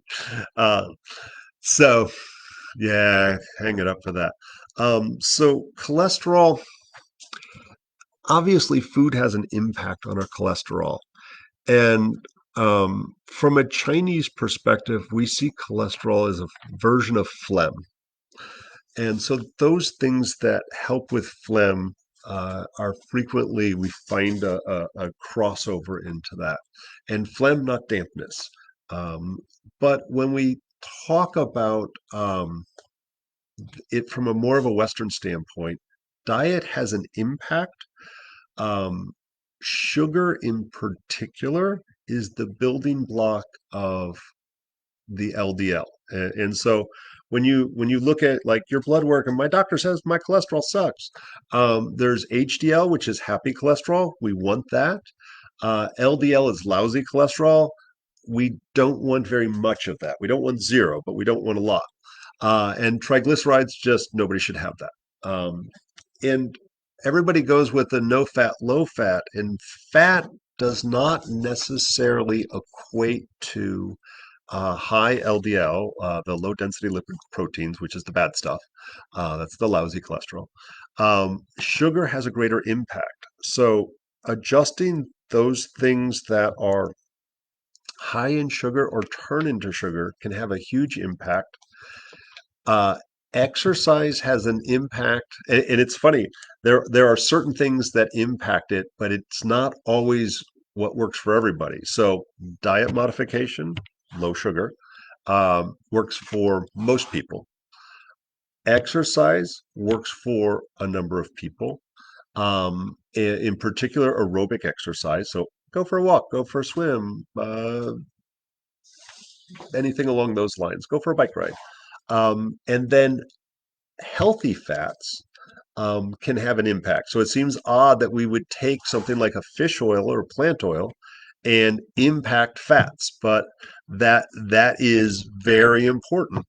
Um, so we look at the ratio of omegas 3, 6, and 9 and how those are in their body. And there are different levels, different types of cholesterol molecules. And so, oh, sorry, don't quote me on this, but I think there's 13 different ones. There's the LDLs that we always see in our blood work, the low density lipoproteins. There's a bunch of those. And then there's the VLDLs, which are the very low density lipoproteins or the very lousy fats. It's the VLDLs that cause the most harm for us. And so you can get what's called an expanded lipid panel. The functional medicine docs frequently will order these to see what type, and based on what type of LDL or what type of VLDL, can determine what's the best approach. Of those 13 different types of LDL, only one responds really well to cholesterol medications, the statin drugs, which I'm not a fan of. There are a variety of different herbs that we can utilize. Any of your thistles. And so everybody knows, yay, milk thistle. But we have bull thistle that grows here, sow thistle, that's daji and daji and shaoji in Chinese medicine. Where's my Chinese folks in here? So those can be utilized. Everybody forgets that artichoke is a thistle. You're eating the flower head of the thistle. So artichoke is one of my favorites to go after that. So eating a little bit of pickled artichoke or marinated artichoke or steam it fresh, drinking the water after you cook it is excellent. Um, Oddly, okra is a great addition, and pickled or fresh or cooked. Um, that is, so it's funny. One of the ways that we think about cholesterol is if your body is inflamed, so your circulatory system is inflamed, your body goes, hey, we got to fix this damaged wall. And so it starts plastering that stuff on. So it literally puts on this hard, sticky stuff that ultimately it puts on too much plaster because you got too much inflammation in your circulatory system. It's called a blockage. And then they do bypasses and stents and creepy things like that. And so the idea that there's this hard substance that's filling up our arteries, if we add this moistening, softening aspect of the okra, it helps to break that stuff down and it will make the other herbs work better. We can also use hawthorn. And so I particularly like the hawthorn fruit for that. Both Western and Chinese can be utilized. The Chinese herb is called shanza, Shanzha. But the Western can be used as well. But the leaf and flower is super appropriate. And again, I would base that kind of on the energetics. Um, there's lots of supplements you can take, but I really like those couple of ones that we rattled off. And you can do yeah, I saw pickled okra is super appropriate. You can grow it. There's at least two different types of hawthorns that grow wild, just like there are a couple of different types of thistles that grow here in Florida. But ultimately, cholesterol, fat is important in our body, and I know I'd said that earlier. Your body's not supposed to be inflamed. So ascertaining why is your body inflamed, that's where it gets really important. And so for most of us, it's the crap we eat. And that could be carbohydrates, which turn into sugar. That could be dairy, especially if anybody of African and Asian descent. And I think it's important too, and I'm sure opinions vary, but I would list Native American as Asian in descent.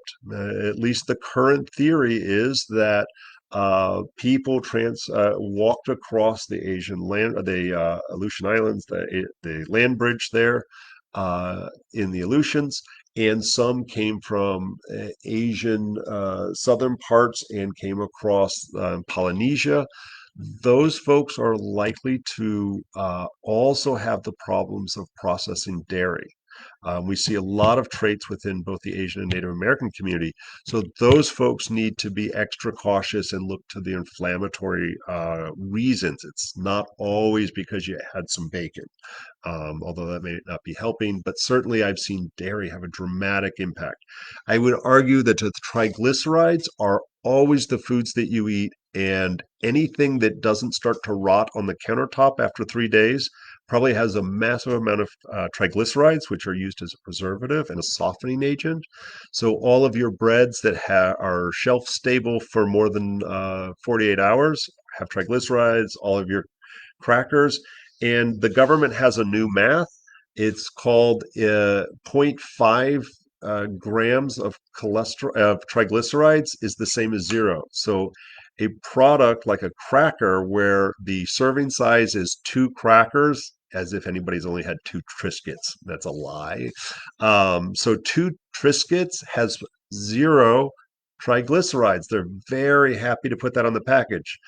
That actually means zero point 0.5. Um, yeah, Yeah. so Melania, I saw that.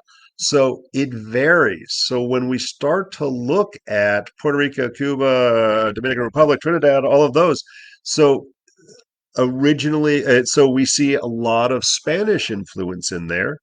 But because those communities have become a hodgepodge, you have African slaves, so you've got some African blood, you've got Spanish, so you get a lot of those things for those genetic trait possibilities.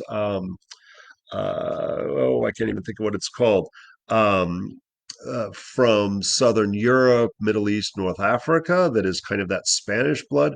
But if we look at those traditional cultures that lived in those islands long before Columbus got lost and stumbled into the Bahamas, that those people probably have some Asian heritage in that. So, no, I would say anybody from the island should stay the heck away from it, regardless of how you may identify in your genetics.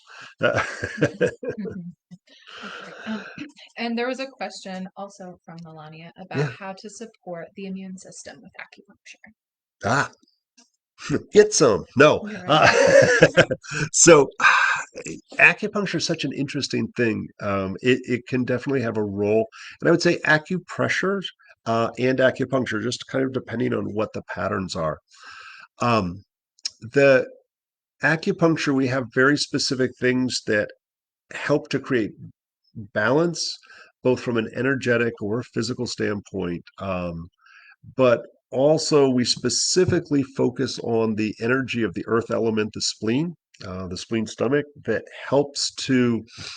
Um, there's actually some decent research to show how it helps to create normal levels of white blood cells and leukocytes. Um, but acupressure, especially long term, if you're like in an acute situation or you're trying to if you're in an acute situation, getting acupuncture is super helpful and important. Herbs should be an important part of all of that, obviously food and so forth.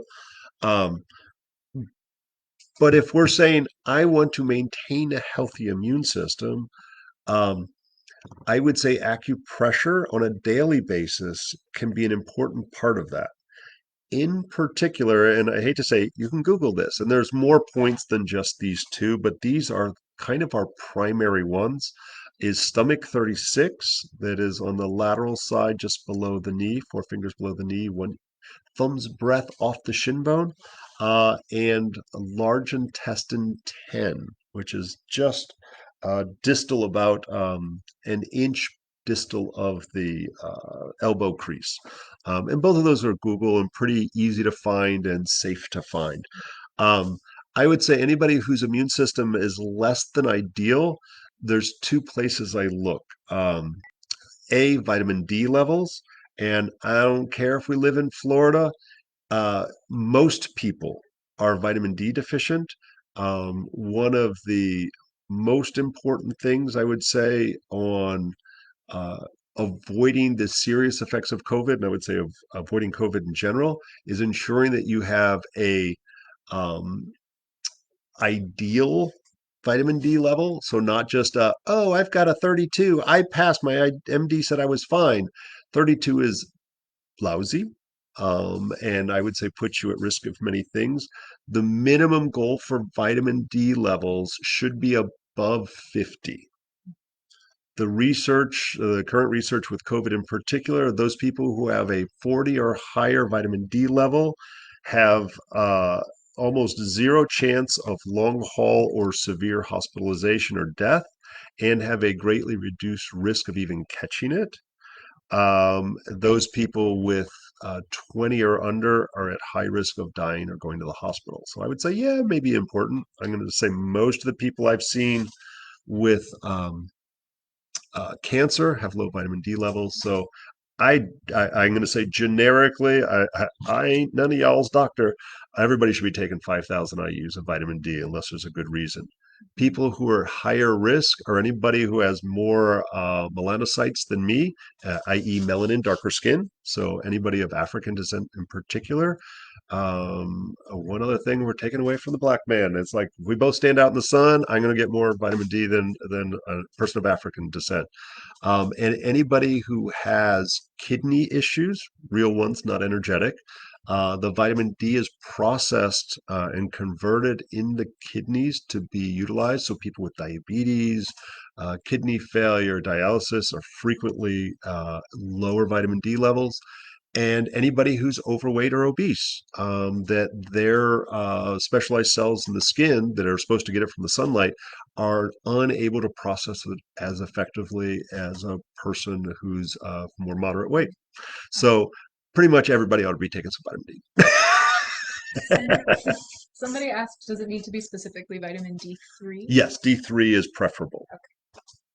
All right. And then did you see the comment from Lily? I did not. She asked if where in the Bahamas did you grow up in? Oh, Abaco. Her boyfriend is asking if you're a Conky Joe. Conky Joe. Conky Joe?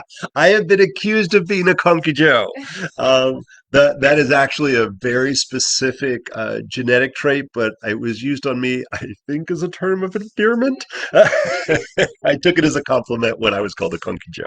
I grew up in Abaco in Treasure Key and did a lot of commercial fishing out of Cooperstown and oh my God, I can't think of the not Foxtown. Yeah, sometimes Foxtown, but mostly I lived in Treasure Key. Okay. And then we had some other questions about like herbal approaches. Would you rather talk about osteoporosis or menstrual cramps? They just said cramps, but I'm assuming menstrual Presumably, oh, they could be leg cramps. Right. Let's talk about. Was there a specific question about osteoporosis? Just herbal approaches. Your Okay. favorites. Osteoporosis. It's.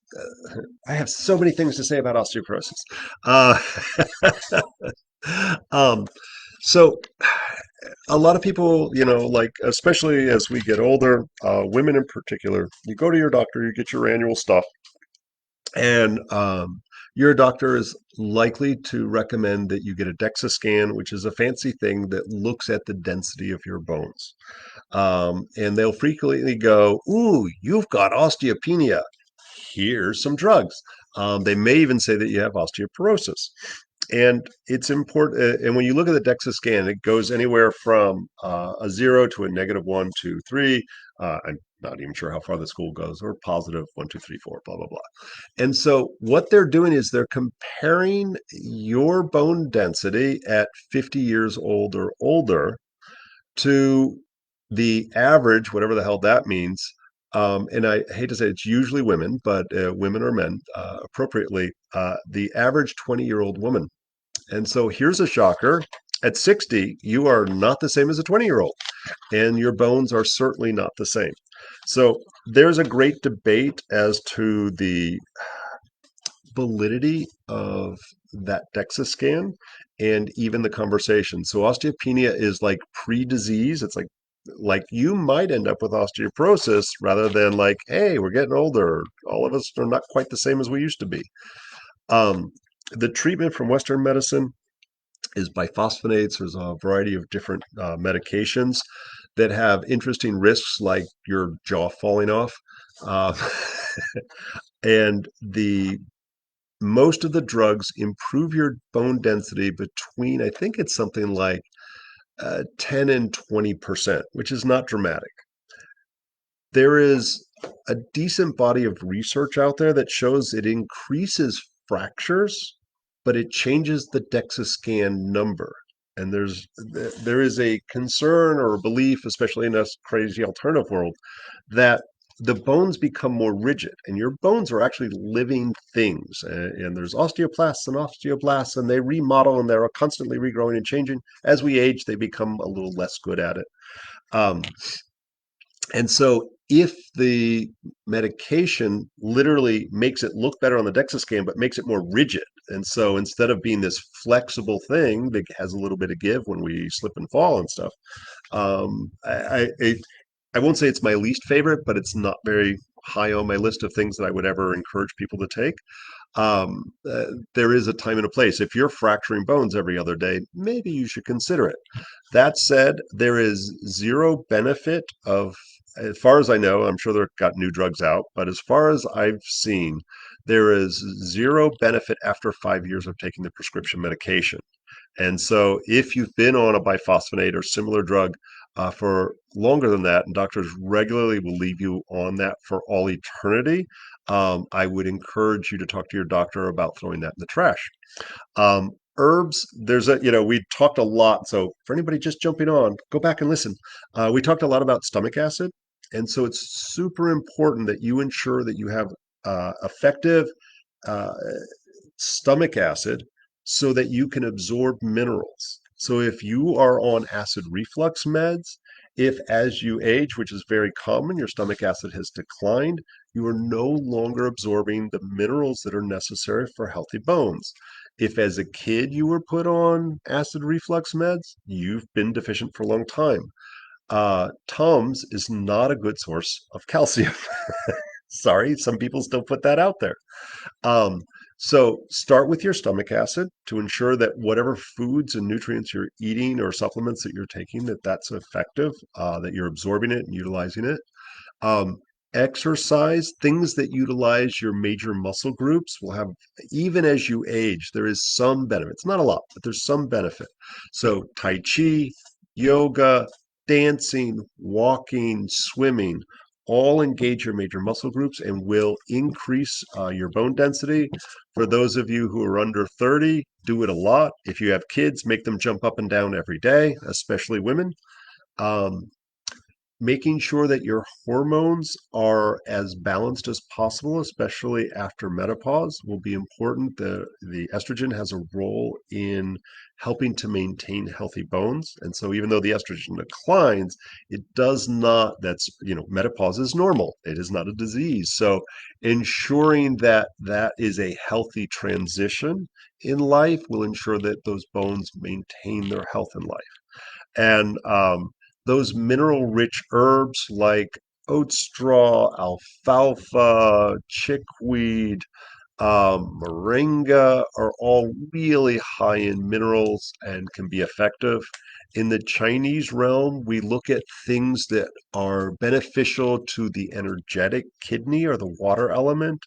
So we look at formulas like Lu Wei Di Huang Wan, Jingui Sheng Qi Wan that are all helpful for that uh, natural aging and perhaps a loss of the strength of our bones and the increased risk of fractures. Um, and so I would argue anybody who is on acid reflux meds are at high risk. Anybody who is taking supplements to alkalize their body are at high risk. Anybody who is creating alkalized water and drinking that on a daily basis are at high risk. And I know I just said, nettles. Thank you, Renee. I totally forgot nettles. And I think I said oats. Those are things, remember, you need stomach acid, hydrochloric acid, which will eat a hole in the floor. You need that specifically for your minerals, and you specifically need minerals in order to have healthy, strong bones. And exercise obviously is a thing. Um, there's a crap ton of products that help with bone density and anything from broken bones to osteopenia, osteoporosis. Oh, and vitamin D is important. So sunlight. But I kind of like Jarrow products aren't perfect, but I kind of like their products. They have one called Bone Up that I frequently recommend to people who are kind of that osteopenia and cleaning up their diet. Really can be a quick, easy way to make those numbers look better the next time you get the DEXA scan, if you feel like Mhm. Yeah. it. Mhm. So a couple options. You could talk about eye floaters, or there was another question about lipid profile. Oh, let's do eye floaters because that's always a fun one, and it's really good for my Chinese and you Western folks. You know, it's embrace the Chinese energetic-y stuff. So, eye floaters, we all have them, by the way. If you've ever like, do I have dust on my eye? What the heck? Get that out of there! And literally, you just like, if you kind of unfocus your eyes, and you're like, what is that little dot I'm chasing around? Those are floaters. Um, and in general, well, let me say what it is from a Western standpoint. So your eyes have super tiny capillaries where literally a single blood cell is passing through there as it goes. And so if we get a constriction of those, it kind of slows down enough that we can literally kind of see these little things. And so it's a minor and not scary inflammation of the eye if it's occasional. In Chinese medicine, it's a key diagnostic system. If we see a increase in floaters that we don't have a good explanation from. So in Chinese medicine, we make an association to the eyes, to the liver, not your real liver, but the function of the eyes in particular, our ability to see, is all associated with that energetic Chinese liver. And so we associate stress, depression, irritability, anger, all of those things to the liver. And so if all of a sudden we're like, literally people will say, you know, it's weird. I've been seeing more floaters, or like I feel like my eyes are dirty or something like that. And the next thing you go is, you know, the Chinese herbalist or acupuncture goes, oh, stress level has been up lately. You know, what's been bothering you? Have you been irritable? And literally will give formulas that are for stress, our chi stagnation. I think of it as chi stagnation in particular. But some folks will have really bad um, long term. And then we still have to start to look, is there an inflammatory issue that's going on, like diabetes, which specifically affects that microcirculation in the eye and can lead to things like blindness? Floaters are different from blank spots. So you don't have a loss of vision with a floater. So if you're like, why don't I see in this upper right hand corner? That can be a sign of anything from diabetes to macular degeneration. So it's important that we ascertain, you know, you know, eye doctors are good people, the only people in the world that you continue to get worse and yet you still give them money. Um, you constantly change your lens. Um, I read that meme somewhere. I thought it was hilarious. Um, but the reality is floaters are usually will respond to nervines, nourishing herbs, anti-inflammatories. In Chinese medicine, there's two different formulas that may have an effect. Obviously, it depends, and there's other formulas. If you have deficiency where you have dry eyes, macular degeneration, there's a formula that is a variation of the six flavors Romania, the Luwei Dihuangwan. It's called Mingmu Dihuangwan. That's very effective for the dry eyes with floaters. When they're stress-induced floaters, we usually use Shaoyuan, Free and Easy Wander, or Free and Easy Wanderer Plus. I usually go with the Plus, which adds two herbs, sure, and Wudan Pi, gardenia and peony. Ha! Okay, cool. So we're at 7:45 right now. Oh Do you my want to God! take maybe one or two more Yeah, questions? let me do a quick plug and then we'll take one or two more. If anybody doesn't know, I'm Bob. Renee's online. She's up in North Carolina somewhere. And Maddie's here, one of our senior students, hooking us up with reading me all the questions and following the chat. So we appreciate her being there because otherwise I'd be like looking at the camera funny. We're in St. Petersburg, Florida, the Tradition School of Herbal Studies and Acupuncture and Herbal Therapies, 2520 Central Avenue. And You can check out more information at traditionsherbschool.com or acuherbals.com, depending on whether you want the school and cool educational stuff or acupuncture herbal treatments. The school rocks. It's both Western and Chinese herbal medicine, depending on which track you want, as well as some cool spiritual stuff that Renee primarily teaches. For people who don't want to dive into the long-term beginner to clinical practice, we have a lot of standalone classes like Thursday nights. They're like 25 bucks. There's lots of just one-offs like that and some weekend intensives that are appropriate for anybody, like first aid or the herbal animal care. We've got Herb Day coming up really soon. Sorry. Oops, no, I like the other one better. Oh well, there it is. Yeah. There. Herb Day is May 1st. It's free, 10 to 4. And everything herbal. You'll meet lots of folks from the herbal community. Blah, blah, blah, blah, blah. You can check out more online. Um, I encourage everybody to stop by the clinic. We have an open apothecary. You can come in. We have over 800 herbs in stock. We have a plant nursery in the back. You just got to ask because nobody actually knows that's back there.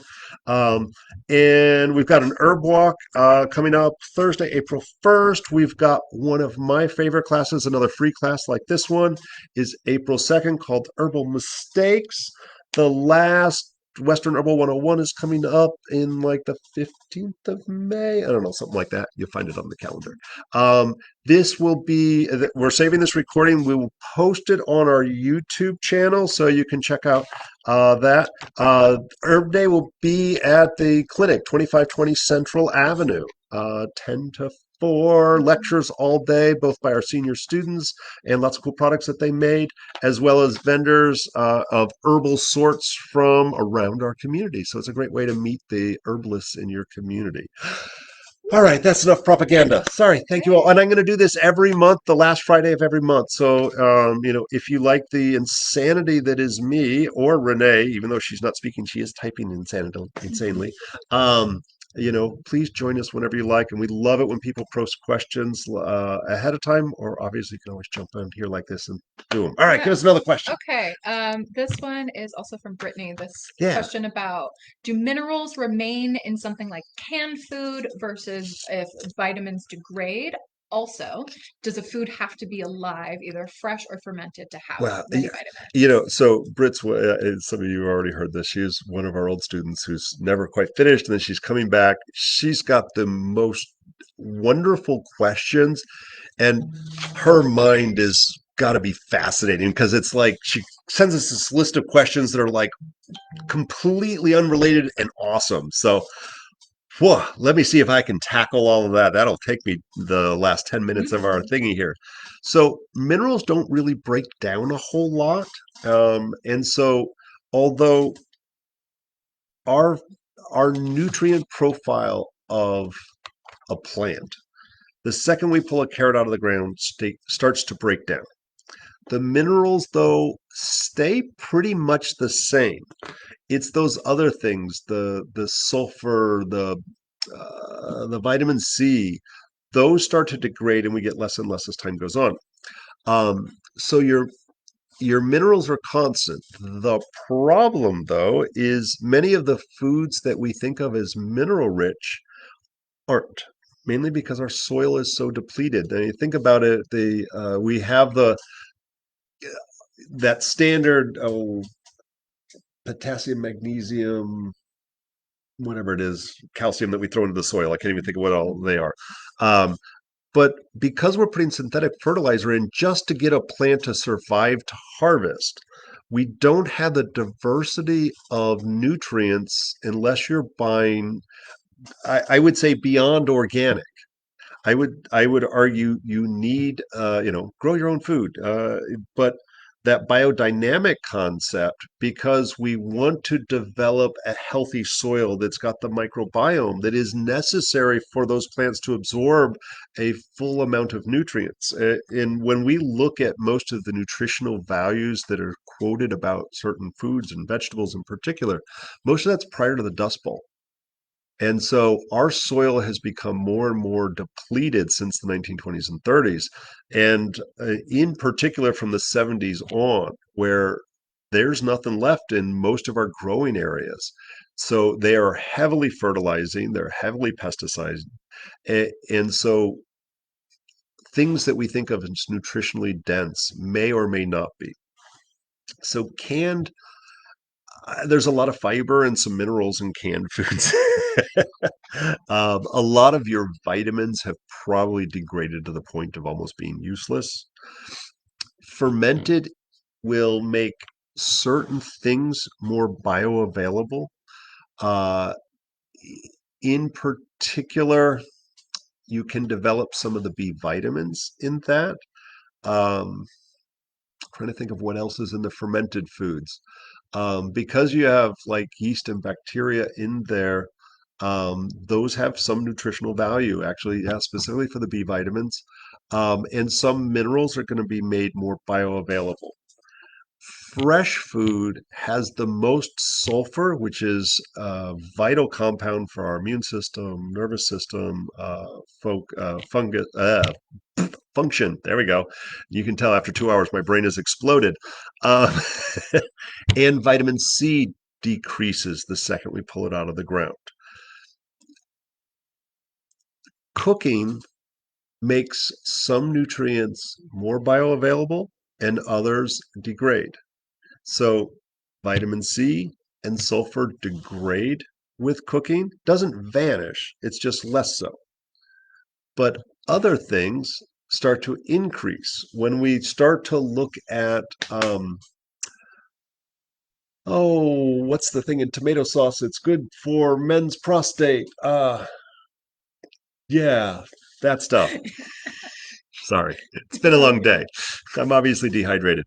Um, that's actually increased by cooking. Minerals are increased in their availability when we break open the cell wall through cooking. It becomes more digestible. A lot of, Lycopene. huh? Lycopene. Lycopene. Thank you. Who said Lily. that? Thank Lily you, or Lily. Lily. Yes. Something. So lycopene is increased by cooking. So the idea is we should eat a variety of foods created in a variety of ways. Pickling is a great way to preserve a lot of nutrients as long as you don't put 10 pounds of salt in there. So it's funny, when I was in school, um, I was really into the idea of incorporating medicinal herbs into our food and how food itself could be our medicine. And I pursued that from a more Western perspective, but like the Chinese is like, oh, it's all magical and it's energetics and it's specific.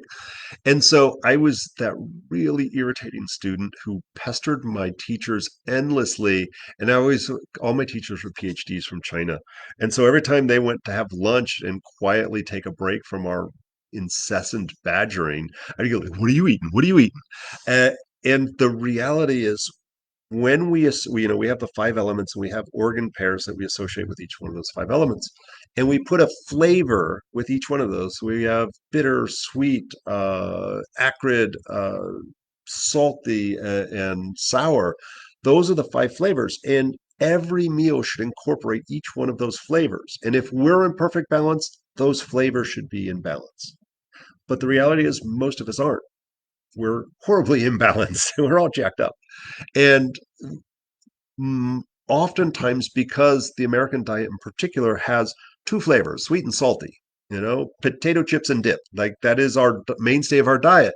And we flee from things that are bitter. Unless you're into sour cream and onion, you probably don't like sour. And so when we want to get a better nutritional profile or become more balanced from our food, we should be looking at incorporating flavors rather than this is a superfood. There's no such thing as broccoli as a superfood if you're broccoli deficient. And so looking at fermented foods. That's a good way to get sour, right? We get sauerkraut. And so that's a good sour that gets a unique set of nutrition. We should be eating sweet foods. That's going to help with other parts of things, but not too much. Bitter foods stimulate the bile secretions, will kill off the wrong kind of bacteria. So as we think about how we eat and what we eat, ultimately canned food may be all that's available for some folks. Canned food that's canned as a vinegar might be good.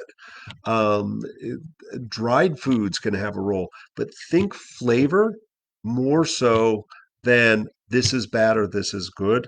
Everything has some, even if it's insoluble fiber, that's super important for your gut biome. Like literally, we're taking probiotics all day long. If you don't have insoluble fiber, which is literally that helps them to survive, you're not going to get a good healthy biome. And insoluble fiber is just crap, like sawdust, but we need it. So we need a little bit of everything. So think flavors, think different cooking methods, have a little bit of raw and like don't eat your beef raw. Cook that, but if you have some, if you peel an orange, you should really eat the peel. You probably don't want to cook the pulp of that. We can just eat the orange and enjoy it. So think about a little raw, a little cooked into stew, a little fermented, a little stir fried, and think flavors, all the colors, and you'll be on top of the world and you'll get all the nutrients. Nah, we got 2 more minutes. Give me a short one. Okay, What do you got left? let's see. Is there a way to test dopamine levels? That is a question. Phew, well, make sure I'm not lying here. L-DOPA, yes. I believe there is. Um, because when we look at things like Parkinson's disease, we're looking at dopamine levels. Um, Dopamine's a weird one because, and I'm not sure what the test is. I apologize for that. It's not one. It's usually one that comes to us tested, and like I have low dopamine. We usually associate specifically with Parkinson's disease. Um, it's so it's an amino acid slash hormone because it's L-DOPA, but it is a secretion as well. Western medicine does test it. It does change. It's um, kind of like cortisol. It has different levels at different times, so it can be a challenge. Um, there are a few food sources for dopamine, and I would say it's super appropriate. It's one thing to supplement with dopamine. I think that has the potential for issues, and it is our feel good hormone kind of thing, one of our feel good hormones. Um, but supplementing in high dosage like that has potential for harm, I believe. This is an opinion here. Um, and unless you have something like Parkinson's, in which case you may be on medications anyway. I wouldn't necessarily supplement with it. But food sources, um, fava beans is one of the highest normal food kind of things. It's highest in that. And oftentimes you can find fava beans at Middle Eastern store.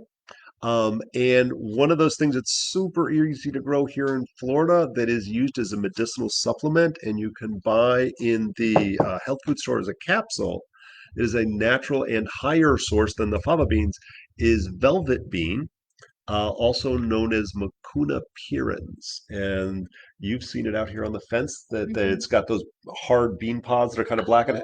That's velvet beans. And it's really funny. And I'm going to tell one short story, and then I'm going to shut up and let you all go on with your weekends. Um, we used to run an event for years and years and years. Obviously, we didn't do it for COVID this year. Where we all got together and did this big plant giveaway, and we gave away everything. And all of the people who had Essex plants or harvest would all bring and share. And it was a wonderful, wonderful thing. There was usually music and blah, blah, blah. And everybody was bringing velvet bean. And I'd say, what do you use it for? And they're like, I don't know. And I was like, well, why do you grow it? I don't know. It's cool and it's easy to grow. I was like, all right. And I would take some and I'd go, one of these days I got to look this up. And I never looked it up. And I only knew it as velvet bean. I didn't know it as mucuna. And I knew mucuna. I just didn't know velvet beans. And so finally, I think I'd had it for years, grew it a few times. It like is an aggressive plant. Bees love it, nitrogen fixing in the soil. I was like, oh my God, this is mucuna. And there's volumes of research outside the US. You have to look to Turkey, Iran, Israel, uh, and Afghanistan are the primary areas where we can find research on that, and is been used for, in particular for early or mid-stage Parkinson's, as well as a number of other um, disorders.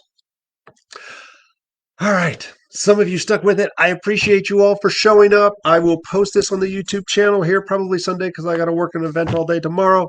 And thank you all. Spread the word. Share this anywhere you like. Thank you for all the awesome questions and participation. I hope you join us next month or that we see you in a class someday soon. And the Herbal Mistakes is hilarious and you'll learn a lot as well. So good night, all. Say thanks, Maddie. Thanks, Maddie. Thanks, Renee. Thanks. So fun.